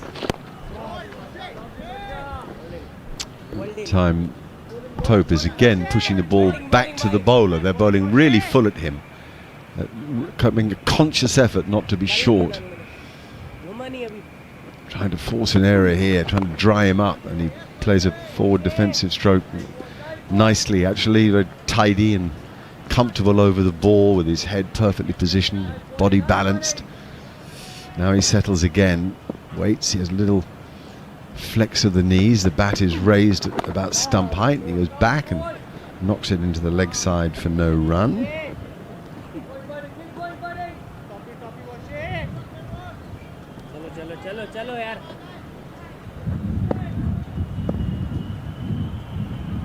Some encouragement from Ajinkya Rahane at slip. Again, forward defensive, almost exactly the same piece of cricket as the one 2 balls ago. India ripping through these overs here, as England are defending almost exclusively at the moment. After the fun and frolic of the morning with Stokes and Root, it's now Pope and Root just sensing a moment for India and not letting them make anything of it. So back goes Pope, and he defends onto the leg side. It's quite important when you just sense a little buzz about the opposition. You don't want to let them in the door. You don't want them to keep having new batsmen to bowl to. It's crucial that Pope spends time building innings and is an anchor for Root as he works that onto the leg side for no run. Good tidy over from Ashwin, 404 for 4. It's almost a double whammy.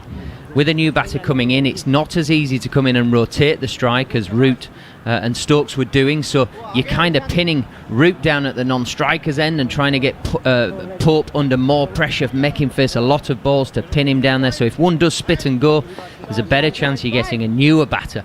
I think that's why they're trying to rush, and I think that's why they're trying to put the extra pressure on Pope, and there's a bit more chirp around the bat, there's a bit more hustle. You can hear it on the stump mic, there's just a bit more encouragement going on. You just feel like India maybe feel they're just in the long grass looking to pounce, and you just feel like they're just looking for that ball to just find an edge somewhere, find the pad. Root on strike. I guess they won't mind Root having a single although in fact he defends almost exactly in the way that Pope did 3 times last over, with he's sort of half forward and then his back leg, his right leg, just comes across to sort of balance him. Down he comes, smashes it down the ground, does Root. Beautiful footwork and clean ball striking. A boundary to savour. Wonderful footwork. He's run down the wicket, scampered down, not quite got to the pitch of the ball, but completes the shot, hits it hard and flat. Ollie Pope hits the deck. Wow, he's gone down hard. It would have hit him sort of throat height. It hits the deck. A little wry smile from the both of them. The shackles released. That is brilliant from Joe Root. That's not just releasing the pressure on himself, it's releasing pressure on Pope and the situation. Yeah, did you hear the no ball alarm? That no ball was bowled. Well bowled. That's a proper off spinner. Rips. But Root handles it well. Do you think there should be a free hit in Test cricket after a no ball? For fast bowlers, yes, not for spinners. Excellent. I've seen you try to bowl quick. I prefer your off spinners. Back goes Joe Root, knocks it to mid-wicket, and there's no run for that. I reckon if you introduced the free hit, you probably hardly ever get no balls. I think they'd focus on it a bit more than they do now, although I have sympathy for them. That was lobbed up outside off stump, and Root was forward, played it pretty comfortably, and then smiled afterwards, as if to say, I know what you were trying to do. You were trying to throw it up there and get me to drive, and I'm no sucker. I've got 181, and I don't plan to be giving it away. This time he comes down the pitch and gets a leading edge back to Ashwin, and then scampers for his crease like a child who'd done something wrong and wanted to run away before he was accused of being a culprit. He made it back into his ground, but in fact Ashwin never returned the ball to Rishabh Pant. He simply picked it up, turned back to his mark to get on with the play. 409 for 4. Ashwin off a couple of paces and Root pulls away. He just says, look, I'm sorry, I'm just not ready. He said it politely. There was no sense of friction between them. Again off one pace this time, and Root is back and works it, and that's okay. He's made it. There was a hesitation. It was a good call by Pope, but it wasn't a great response by Root anyway. He's made it down to the non-strikers end. It's the end of the over. He has 182, 410 for 4. Why was 404 a famous score in cricket? I can only think of 405, Graham Hick. I can't think of anything 404. Apologies. It was the highest run chase in the history of the game by the Australians at Headingley in 1948. Chased down 404 for the loss of 4 to win the Test against England. And in that run chase, Don Bradman made his last Test match 100. Wow. I shall remember 404 from now on. There you go. There's been a few just past it since, but not many. 2 or 3, I think. South Africa once, West Indies certainly once.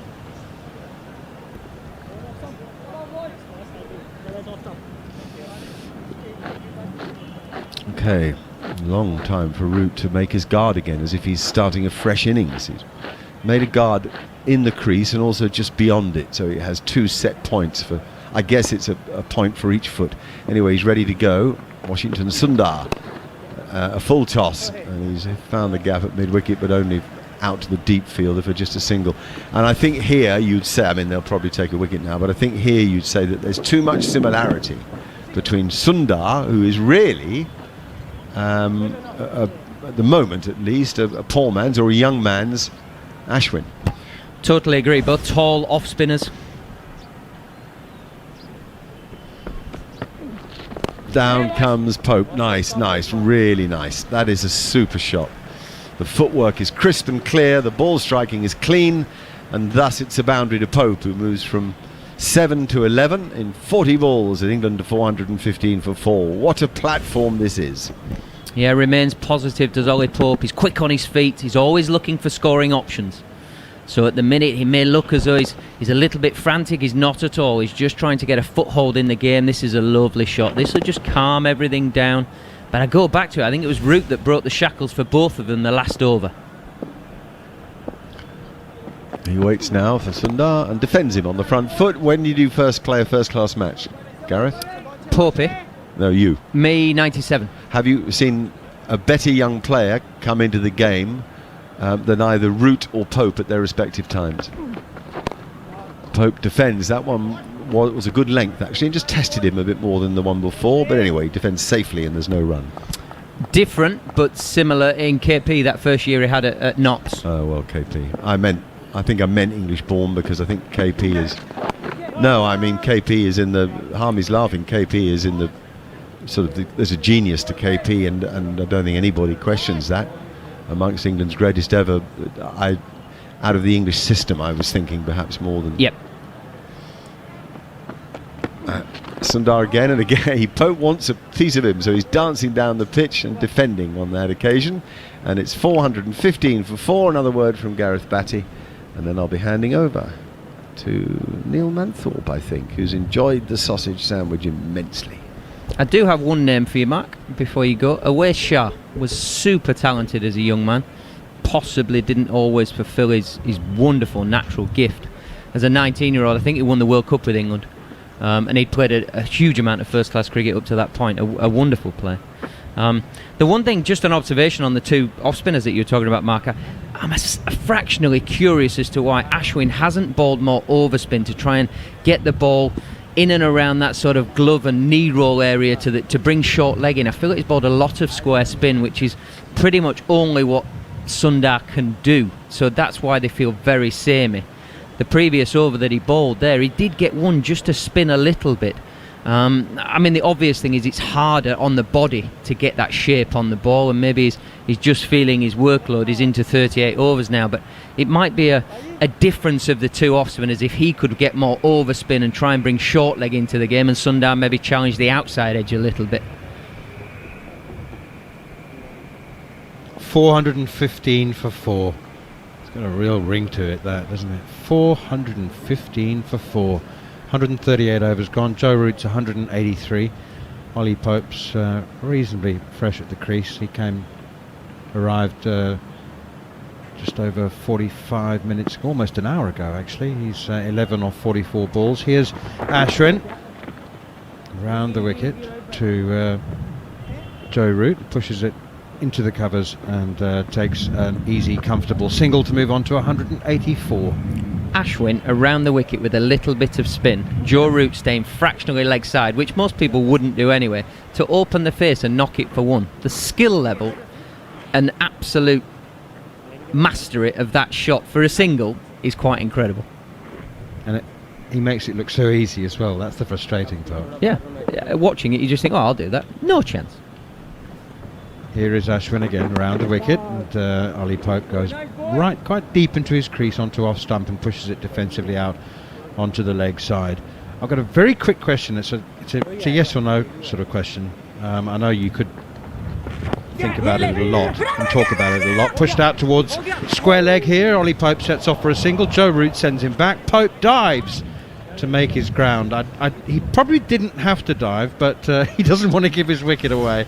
He wasn't going to take any chances. He's just pushed it past short leg, and Ollie Pope was, well, it was a daft single, really, to be honest. It was Virat Kohli, a brilliant piece of fielding from the Indian captain. Joe Root quite right to send Pope back, and there's the due apology from young Ollie Pope. Sorry, skipper. Sorry about that. I don't know what I was thinking. He remains on 11, 416 for 4. Here is Ashwin once again. He bowls very, very quickly, not just through the air, but between deliveries as well. The question, the sort of a yes or no. England bowl this evening? No. Okay, that's good. I like that. So you're looking at 600 plus. You just bat into the third morning. Here's Ashwin again. Sweep shot, and there's an appeal. It's caught at leg slip, not out, says the umpire Anil Chowdhury. Not out. It's his international debut for Anil Chowdhury. And well, there's thinking about the DRS here, but Virat Kohli's gone for it. Right on 1 second to go. Literally 1 second to go. So Ollie Pope's gone for the sweep shot. He didn't think he hit it. I didn't think he hit it. Nobody obviously thought that he hit it. It's come off his pad, caught at leg slip, and the original appeal was not particularly enthusiastic, I didn't think. Maybe from Ravi Ashwin, but maybe it was some desperation. Okay, it's been reviewed. Gareth, talk us through it. Yeah, Pope's down on a sweep and just got there a little bit early, and as the ball has bounced, it's gone up over the blade of the bat, missed the gloves for me, and hit him sort of halfway up the forearm on his right hand, his right forearm. So he's through the shot. The only thing it possibly could be, has it just grazed the glove as it's continued up onto the middle of his forearm, might just have hit the sweatband. Can we have ultra edge, please? All right, well, ultra edge there. It's hit him on the forearm, as you say, right, but it's sort of midway between the elbow and the wrist. So that's the impact we can definitely see. That's in no doubt whatsoever. Ultra edge will tell us whether it has grazed the glove before it's hit him on the forearm. It's missed the bat, I think, it's fair to say. That's rumbling. Roll it Yeah, forward, it's missed the please. bat. There's nothing on Still ultra rumbling. edge. Has it touched the glove? Still rumbling. No. Yeah, roll it forward. Flat line. Is that and the clear to ball you, passes Bats? the bat. Yeah, it is for me. There's Check, daylight between LBW, the please. ball, bat, Ball tracking, yes. and glove. I don't know why we're going to ball tracking. The third umpire has just Pitching in asking line. for... Impact umpire's call. I'm not sure why we're Wickets looking for missing. LBW if it's hit him on the On-field umpire forearm. on screen, please. I mean, Anil, you stay Okay, with your fair original enough. Yeah, I decision. suppose it You're could on be. screen. If I'm not just on- going to say one thing, Manners. We're just looking at ball tracking here. That should have bounced over his head if we're going on ball tracking. That's ridiculous. no, you're right. Absolutely right. The third umpire is Chedahodi Shamsuddin, who's also making his Test debut. So 2 debutants. Anyway, 416 for 4. The score remains. It's not out. That ball tracking didn't look right at all.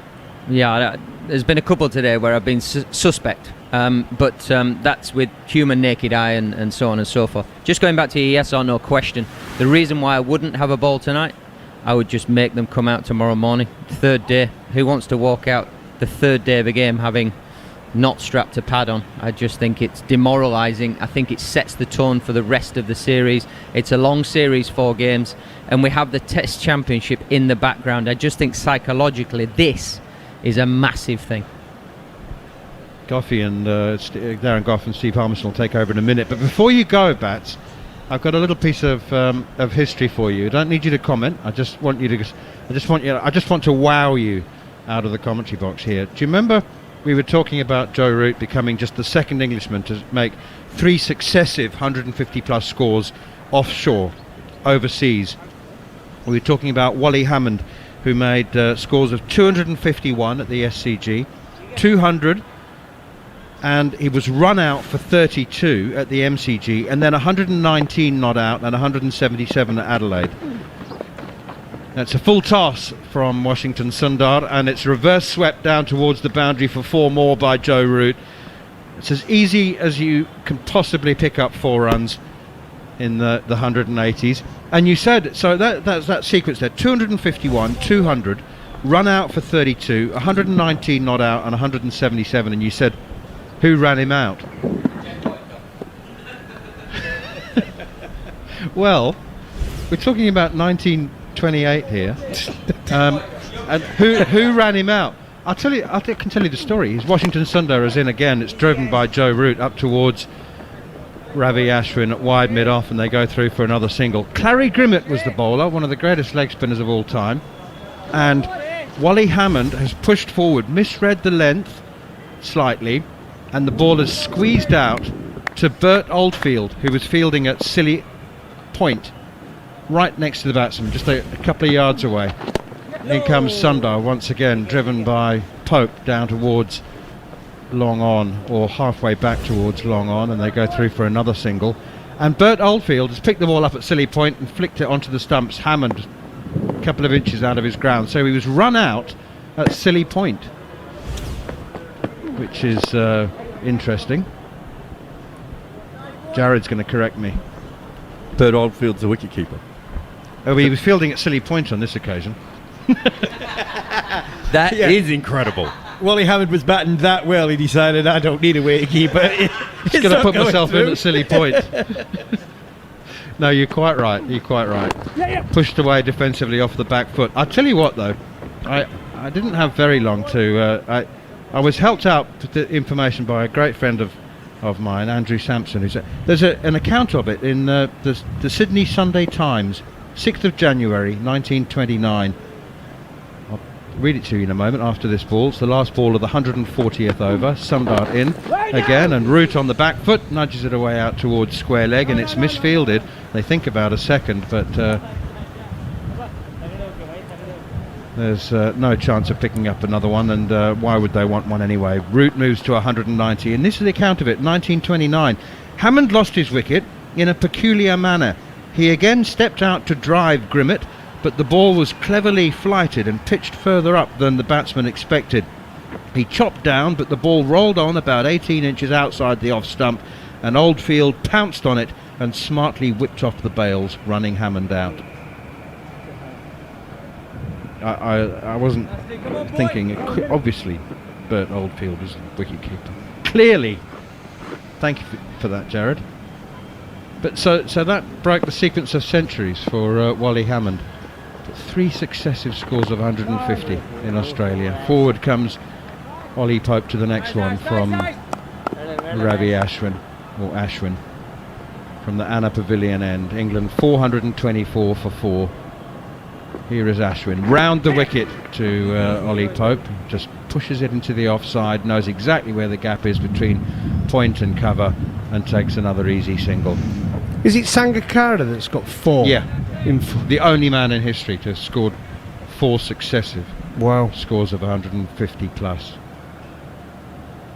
3 have done it 3 times, including Joe Root now, Don Bradman.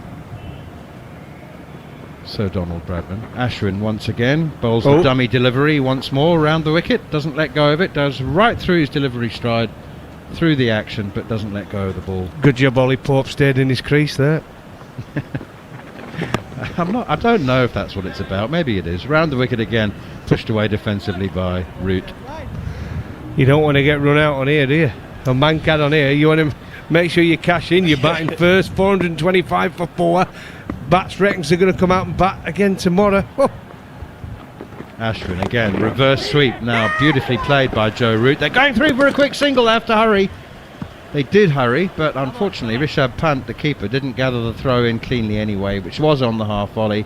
Not great work from Cheteshwar Pujara, who's looking a bit ragged in the field, and he's not the only one. They have been out there for 141 overs. I think they've looked ragged in the field, full stop, Manners. Joe Root comes out of his crease to do the reverse switch hit. I would say he wasn't exactly a reverse sweep. He was looking to hit it well in front of square. Round the wicket, Ashwin continues to Pope. Beautifully done, so cleverly done. Round the wicket, the ball turning back into him and just pushing it into the offside against the spin, into the gap between point and cover, and it looks so simple. It looks like picking an apple off a tree, but it's not that simple. There should be an element of risk, but both Root and Pope make it look so easy, just pushing the ball into the gap at cover, and that of course is what Ashwin wants them to do. He wants to have the batsman pushing against the spin, spinning particularly in the rough outside leg stump. That's what he wants them to do. But they do make it look so easy that there is no element of risk, and he now goes back over the wicket, and it's again nudged into the offside for an easy single. Root and Pope just ticking along, easy as you like. At least that's the way they make it look. 428 for 4. Something for you, Coffee, because you were talking about this before, about the no balls and how many we've seen bowled. So in the 2 years before they changed the no ball, how the no balls were called on the field by third umpires, we had an average of 4.8 no balls per test. Now we've changed it to third. The third umpire makes all the decisions. You hear the siren. Although I don't think we heard the siren yesterday. It seems that they've turned the siren up today. But anyway, it's now up to 11.7. Wow. So we've more than doubled. So think about all the runs that batting teams missed out on, and all the warnings that bowlers missed out on over that time when they weren't calling them correctly. Army got away with murder for 10 years. Every time he bowled at me, he bowled a no ball. Got away with it so many times. A no ball or a short ball? See, that didn't happen. Well, they were all no balls. I'll tell you what will tell us what's going on with this is how they come out after tea, Because when they come out after tea, I have a feeling Joe, once he's got to 200, might just play a few shots. So they might get to that fight. I think that England need to win this Test match. And I'm all for coming out on the third day and batting again, but I think Joe will go with intent. If they can get to 550, he'll be wanting to have a ball tonight. I honestly believe that.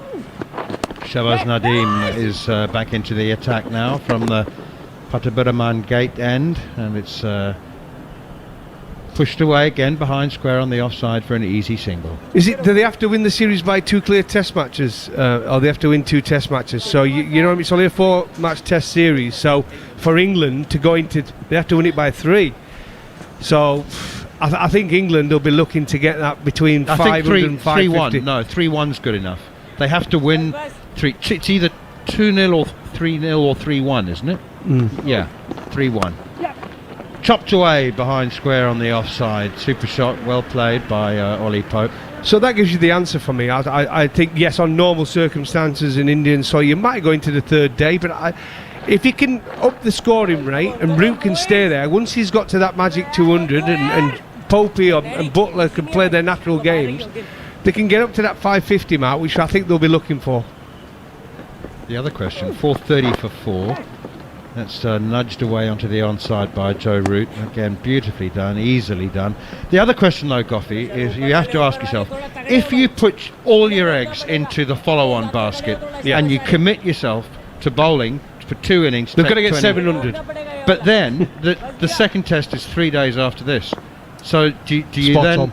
But you've got that many bowlers in reserve. You just have to back yourself to play a different attack. If Well, you have the to. spinners are going to be bowling the overs. We've got Broad's probably going to come into the second test, aren't we? So, I get that. We've got plenty of players out there. Yeah, well, exactly. So if you had the Ortnall, here's Shahbaz once again, and it's slapped away to backward point, and there's no run. If you had the normal 15-man squad, then you'd be nervous, wouldn't you? You'd be worried. But England have got 19.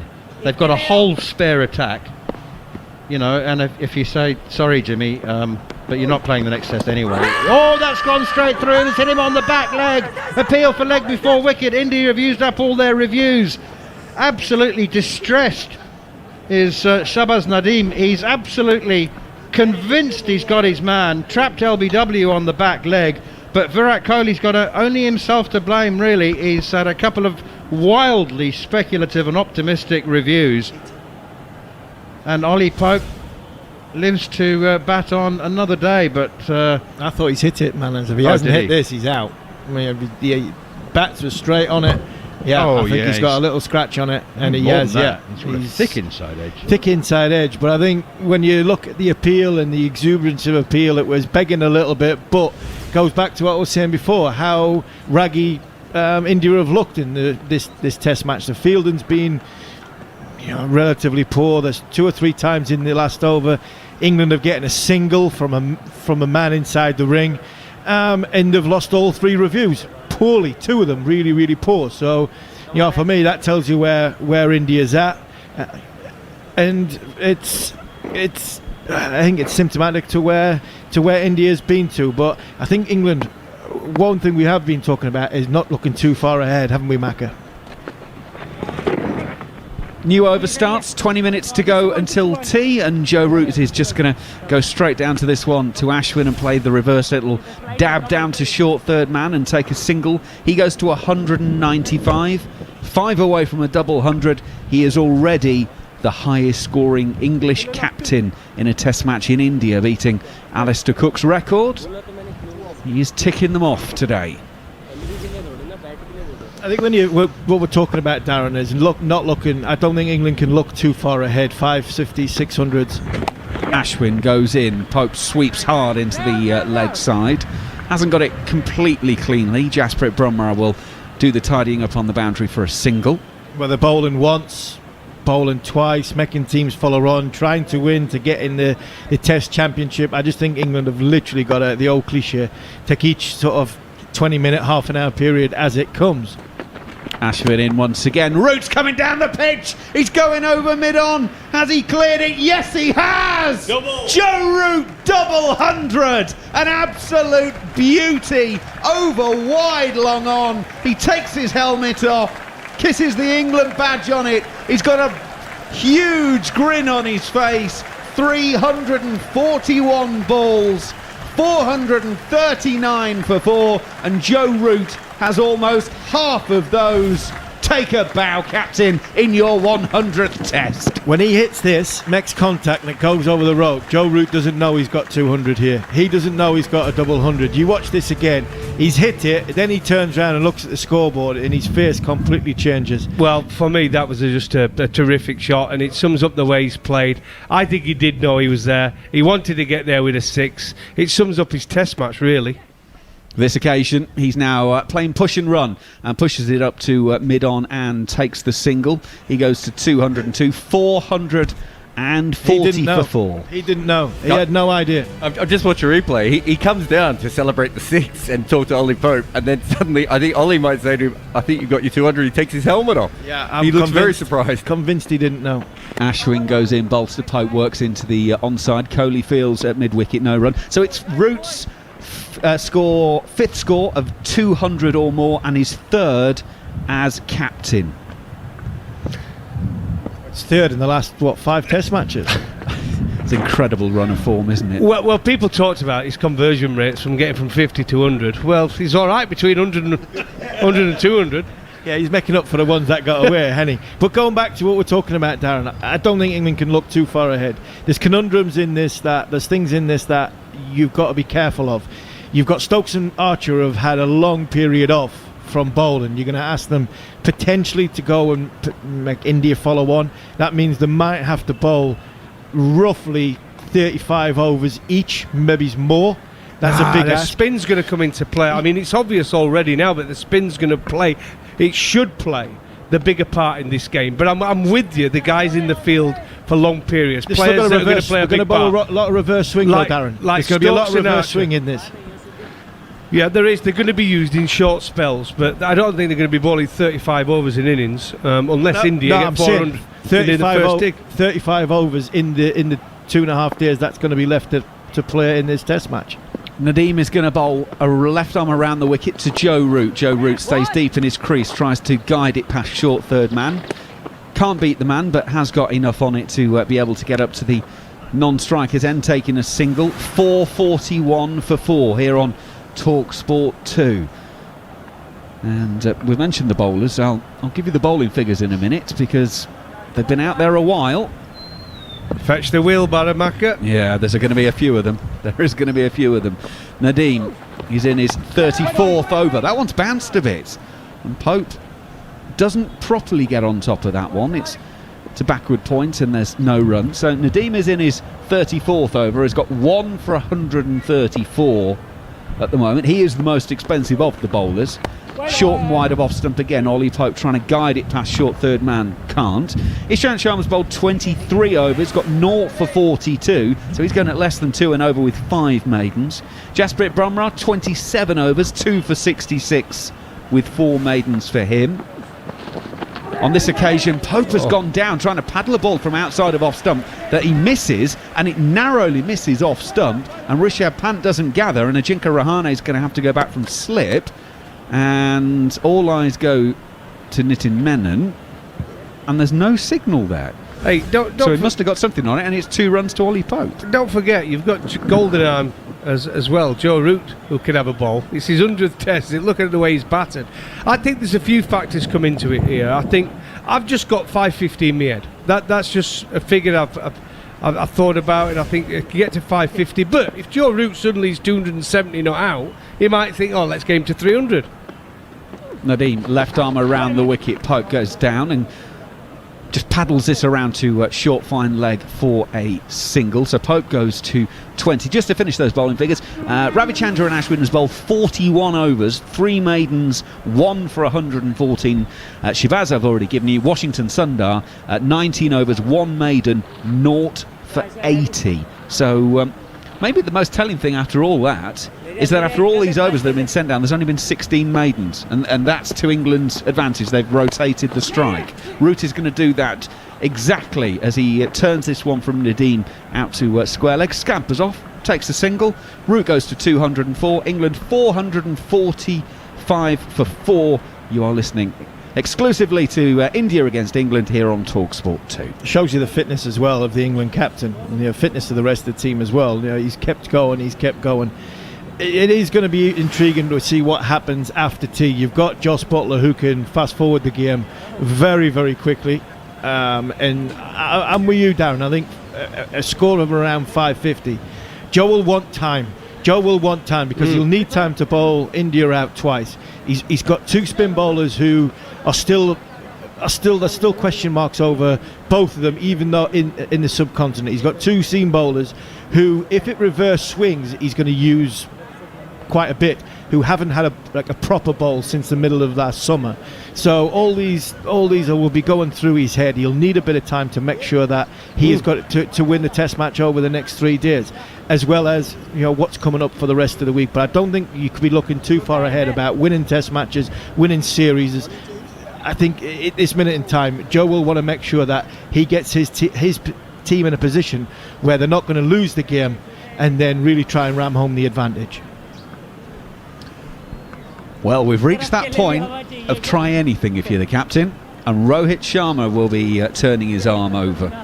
So they've used 5 bowlers. They're now going to go to Rohit Sharma's off breaks. He doesn't look too happy about having a bowl, does he? Shaking his head. I'm not surprised with an average of 108. Have they got not good enough off spinners in this team already, Macca? Yes, 2 wickets in his Test career, and well, we are 10 minutes from tea.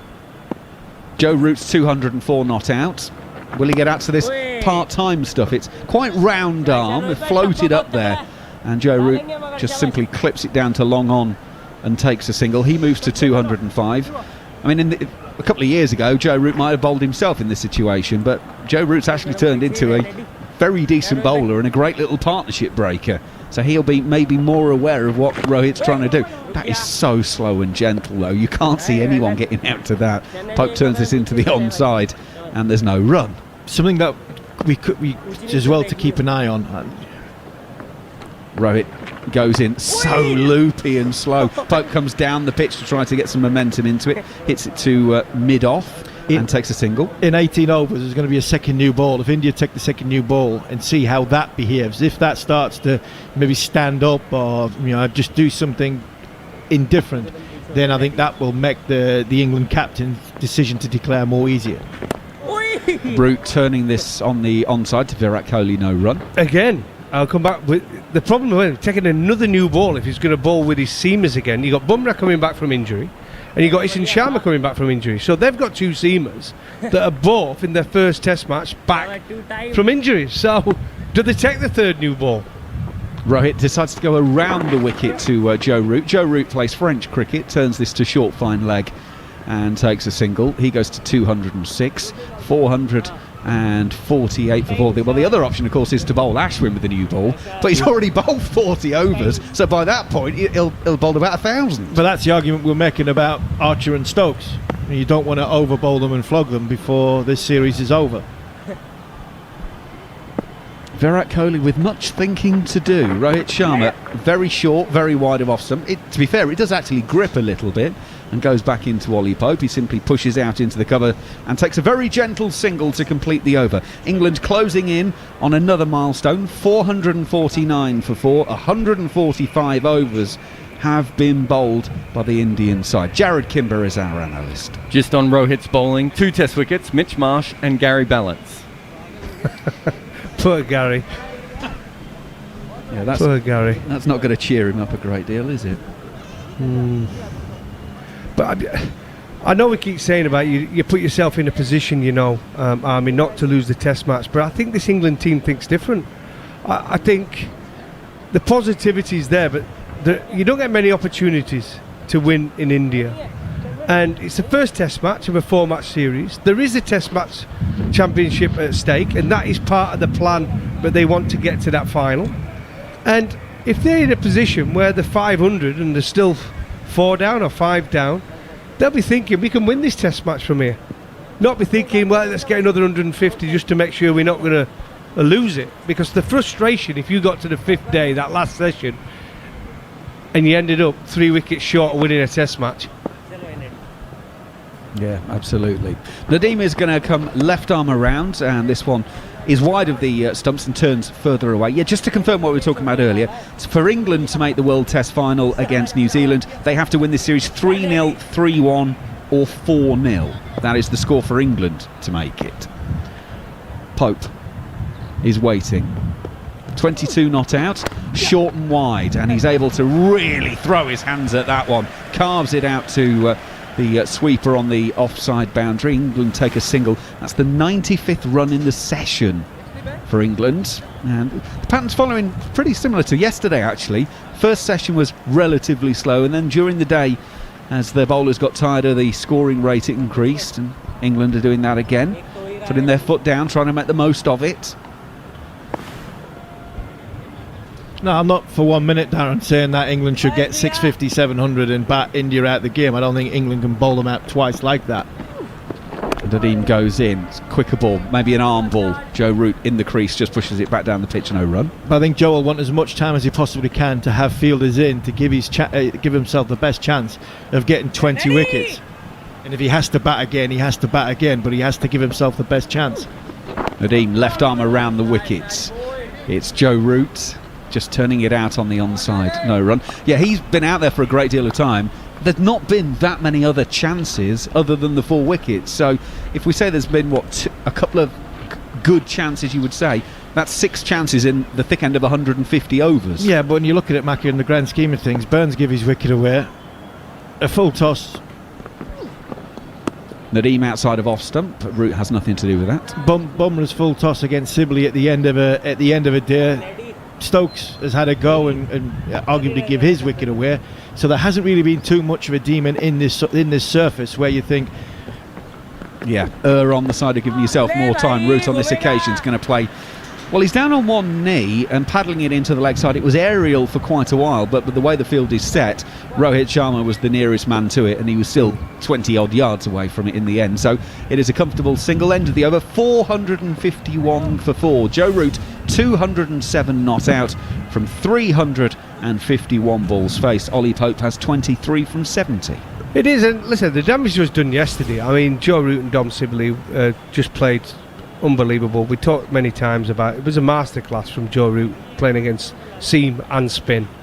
Dom Sibley got to get a lot of credit for the way he played as well. He's exactly what England need at the top of the order. People said we wouldn't be able to replace an Alistair Cook type, but Dom Sibley's coming to the side under a bit of pressure in Sri Lanka, got runs in that second innings, he's come out here and performed in the first test. So all the hard work was done with that partnership yesterday, and they've set the foundations for England to go on. And yeah, they've got a decision to make, Army. They could go either way, and Bats is right as well. They could bat into tomorrow. There's no problem at all. They could go down that route. But I think he'll be thinking, listen, if we can get 550, if India go on and have an unbelievable knock instead of get 400, if it means we have to go back out there and slap 100 or so, it gives, you know what I mean? They've still got a great chance of winning a test match. That gives the bowlers a rest as well. Yeah. Rohit's going to have a second over. It's a big, slow, loopy pie, let's be honest, outside of off stump. And if it wasn't so close to tee, Joe Root would probably be flaying that for a great deal of runs. As it is, he's just quietly pushing out on the offside and takes a single. Whether they take it or not is another new ball due in 15.5 overs. And that, I would imagine, that will be that 5-6 over period, if they do take it, will dictate when the England captain declares. Rohit Sharma in, and Ollie Pope is turning this on the onside, no run. I must admit, there's nothing worse as there's a fast bowler and you're going out for your third day in the field. I've done it on a few occasions. It's the worst thing ever when you get to the ground and they say, yeah, we're carrying on batting. I'm like, oh dear. I've got done for 120, yeah. Rohit, slow, higher, and Pope is invited to leave his ground, comes down the pitch and just prods. I think Bats knows where I'm coming from here when Mark was talking before, where he's talking about Brian Lara in that 40-minute period where he thought the opposition had a chance, and we're Bats. I don't think we had much chance for them 40 minutes. Absolutely. Pope turning this delivery from Rohit away, just on the onside, no run. Well, Brian wasn't playing for a win that game, was he? No. In a few occasions, Brian was playing to get a big score. Brian was playing his own match. Well, if he was trying for it, he did well for it because he was unbelievable that weekend. Yep, I remember being in Antigua for that. TalkSport brought you commentary of that one. Ollie Pope stays deep in the crease to another short ball from Rohit Sharma, and it's carved out on the offside. Pujara will do the fielding, and there is a single taken. And Chris Cowdery actually was doing the commentary, and he made the point once Lara got to about 250 odd, and he said if he's playing for the team, then he's not thinking about the record, because he wasn't playing for the team, he was playing for Brian. The West Indies were desperate for a win of any sort at that stage, but there was too much at stake, dare I say it, financially, for him to go and break the world record. No, he's for me, that wicket was that flat. If England got in again, and then when they did get in again, somebody would have gotten a double 100 on our side. It was literally that flat. Rohit Sharma to completely over bowls an absolute rank delivery. That was like me on a third 11 on a Sunday afternoon. Joe Root's played it away, walked down the pitch for a comfortable single, and he's just giggling because that is absolute fifth. Virat Kohli's just gone up to him and just a little fist bump to say well played, because that is the end of the session. It is tea on day 2, and England won the toss at 9 o'clock Chennai time yesterday morning, and at 2:10 on day 2 they are still batting. 454 for 4 is the scoreline after 147 overs. England have missed out on putting 100 runs on in the session by only a single. They put on 99 runs in 28 overs. It has been a stunning effort from the England captain once again. He is walking off the pitch with 209 to his name so far, 353 balls faced, 19 of them have been hit for 4, 2 of them have hit for 6.